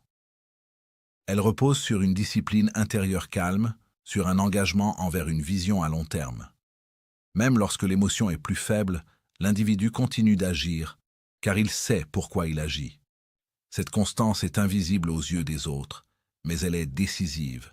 Elle distingue ceux qui réussissent durablement de ceux qui commencent avec passion, mais abandonnent sans résultat. Il est important de comprendre que l'action inspirée n'exclut pas l'effort, ni la difficulté. Elle n'est pas confortable en permanence. Elle exige parfois de sortir de sa zone de sécurité, d'affronter l'incertitude, de prendre des risques calculés. La différence réside dans l'état intérieur. L'action inspirée n'est pas vécue comme une violence contre soi-même, mais comme une étape nécessaire vers une version plus accomplie de soi. Même la peur peut être présente, mais elle ne paralyse plus. Elle devient un signal de croissance plutôt qu'un frein. Dans la psychologie de la réussite, l'action inspirée est le point de jonction entre le monde intérieur et le monde extérieur. Sans elle, les idées restent des rêves, les intentions restent des promesses et le potentiel reste inexploité. Avec elle, chaque pensée constructive trouve une expression concrète. Chaque jour devient une opportunité de confirmer son engagement envers sa vision. L'individu ne cherche plus des résultats immédiats à tout prix, mais construit patiemment une trajectoire cohérente. Il comprend que la réussite n'est pas un événement isolé, mais une accumulation d'actions justes répétées dans le temps. Enfin, l'action inspirée transforme l'identité. À force d'agir en accord avec ses valeurs et ses objectifs, l'individu ne se voit plus comme quelqu'un qui essaie, mais comme quelqu'un qui avance. Cette transformation intérieure est peut-être le gain le plus précieux. Car une fois que l'esprit s'identifie à l'action alignée, revenir en arrière devient difficile. La réussite cesse d'être un objectif lointain et devient un mode de fonctionnement. C'est ainsi que la pensée, l'intuition, la discipline et l'action fusionnent pour créer non pas un succès éphémère, mais une réussite profonde, consciente et durable. Chapitre 15. La réussite comme état intérieur. La réussite, telle que la majorité des êtres humains la conçoit, est presque toujours associée à des signes extérieurs visibles. L'argent, le statut social, la reconnaissance, le pouvoir, les possessions matérielles. Depuis l'enfance, l'individu est conditionné à croire que réussir signifie posséder davantage, être vu, être admiré, être envié. Pourtant, cette définition est incomplète, fragile et souvent trompeuse. Car il existe des hommes riches mais profondément vides, des personnes célèbres rongées par l'angoisse, des gagnants sociaux qui vivent intérieurement dans la peur, la frustration ou le manque de sens. Napoleon Hill, insiste sur une vérité fondamentale que peu osent regarder en face.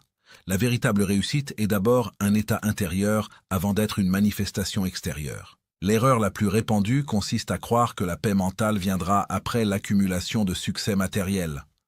Beaucoup se disent « quand j'aurai atteint ce niveau, je serai enfin heureux » ou « quand j'aurai gagné assez d'argent, je serai en paix ». Mais la réalité démontre souvent l'inverse. Celui qui n'a pas appris à maîtriser son esprit, à comprendre ses désirs profonds et à aligner ses actions avec ses valeurs intérieures, transporte ses conflits internes à chaque nouveau niveau de réussite. L'argent amplifie ce que l'on est déjà. Le pouvoir révèle la structure mentale réelle de l'individu. La reconnaissance ne guérit pas un vide intérieur, elle le rend simplement plus visible. La réussite extérieure, lorsqu'elle n'est pas accompagnée d'un équilibre intérieur, devient une prison dorée. L'individu vit sous pression permanente, craignant de perdre ce qu'il a acquis, comparant sans cesse sa position à celle des autres, cherchant une validation qui ne dure jamais. Il devient esclave de son image, de ses résultats, de son rang. Napoleon Hill observe que beaucoup de personnes qui semblent avoir réussi, selon les critères sociaux, vivent dans une agitation mentale constante, incapables de goûter réellement ce qu'elles possèdent. Leur esprit n'est jamais présent, toujours projeté vers un futur hypothétique ou inquiet face à un passé mal digéré. À l'inverse, celui qui développe la réussite comme état intérieur construit une base solide et durable. Il comprend que la paix mentale, la clarté, la cohérence intérieure et le sentiment d'alignement sont des richesses en soi. Cet individu n'attend pas que le monde lui donne la permission d'être satisfait. Il ne conditionne pas sa valeur personnelle à ses résultats. Il agit, progresse, bâtit, mais sans se perdre dans le processus. Son identité ne dépend pas de ses succès ou de ses échecs, mais de la relation qu'il entretient avec lui-même. La paix mentale, selon Hill, est la plus haute forme de réussite. Elle ne signifie pas l'absence de défis, mais la capacité à les affronter sans être intérieurement détruit. C'est la faculté de rester centré malgré l'incertitude, stable malgré les fluctuations, confiant malgré les obstacles. Cette paix naît d'un esprit discipliné, libéré des peurs dominantes, des comparaisons toxiques et des désirs artificiels imposés par la société. Elle naît aussi de la clarté sur ce qui compte réellement, sur ce que l'on est prêt à sacrifier et sur ce que l'on refuse de perdre, même au prix du succès extérieur. Redéfinir la réussite devient alors un acte de lucidité et de courage. Cela implique de se poser des questions que peu osent formuler honnêtement. Suis-je en train de courir après mes propres rêves ou après ceux que l'on m'a inculqués? Mes efforts me rapprochent-ils de la paix ou m'en éloignent-ils? Suis-je en cohérence avec mes valeurs profondes ou en train de jouer un rôle pour être accepté? Cette redéfinition oblige à ralentir, à observer, à remettre en cause des croyances profondément ancrées. La réussite comme état intérieur transforme également la relation au temps. L'individu n'est plus obsédé par l'urgence de prouver quelque chose. Il comprend que chaque étape a sa valeur, que la croissance intérieure est progressive, que la patience n'est pas une faiblesse, mais une intelligence stratégique. Il agit avec constance plutôt qu'avec agitation, avec intention plutôt qu'avec précipitation. Cette posture intérieure crée paradoxalement de meilleurs résultats extérieurs car l'esprit n'est plus dispersé par la peur ou l'avidité. Napoleon Hill souligne aussi que l'accomplissement intérieur permet de goûter pleinement au succès matériel lorsqu'ils arrivent. L'individu aligné sait apprécier ce qu'il construit. Il ne vit pas dans une course sans fin. Il sait s'arrêter, reconnaître le chemin parcouru, ressentir de la gratitude, ce qui renforce encore sa stabilité mentale. Là où d'autres vivent dans l'insatisfaction chronique, lui expérimente une forme de richesse silencieuse que rien ne peut lui retirer. En fin de compte, la véritable question n'est pas « combien as-tu réussi ?», mais « qui es-tu devenu en chemin ?» La réussite qui détruit l'équilibre intérieur est une illusion coûteuse. Celle qui élève l'esprit, renforce le caractère et apporte la paix est une victoire durable. Redéfinir la réussite, c'est choisir de ne plus être esclave des apparences, mais maître de son monde intérieur. C'est comprendre que le plus grand succès n'est pas d'impressionner le monde, mais de vivre en accord avec soi-même, avec lucidité, dignité et sérénité. Cette exploration de la psychologie de la réussite nous ramène à une vérité fondamentale que peu de personnes acceptent réellement. La réussite n'est pas un hasard, ni un privilège réservé à une élite, mais le résultat direct d'un état mental construit, entretenu et maîtrisé avec conscience. À travers chaque principe abordé, une même ligne invisible se dessine. Tout commence à l'intérieur. Les circonstances, l'argent, les opportunités et même la chance ne sont que des conséquences secondaires d'un terrain mental déjà préparé.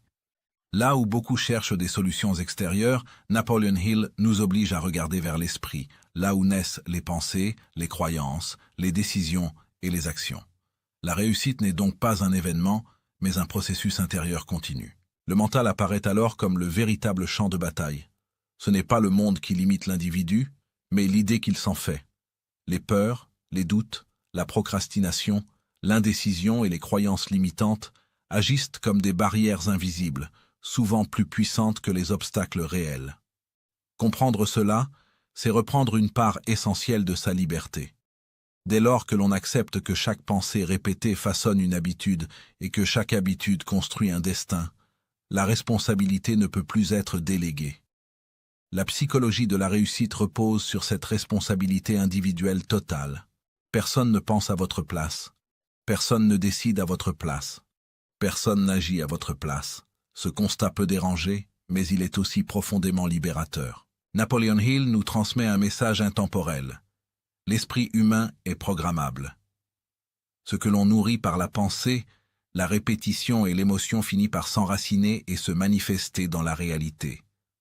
La foi, le désir brûlant, l'imagination, la décision, la persévérance et la discipline mentale ne sont pas des qualités innées réservées à quelques élus, mais des facultés entraînables.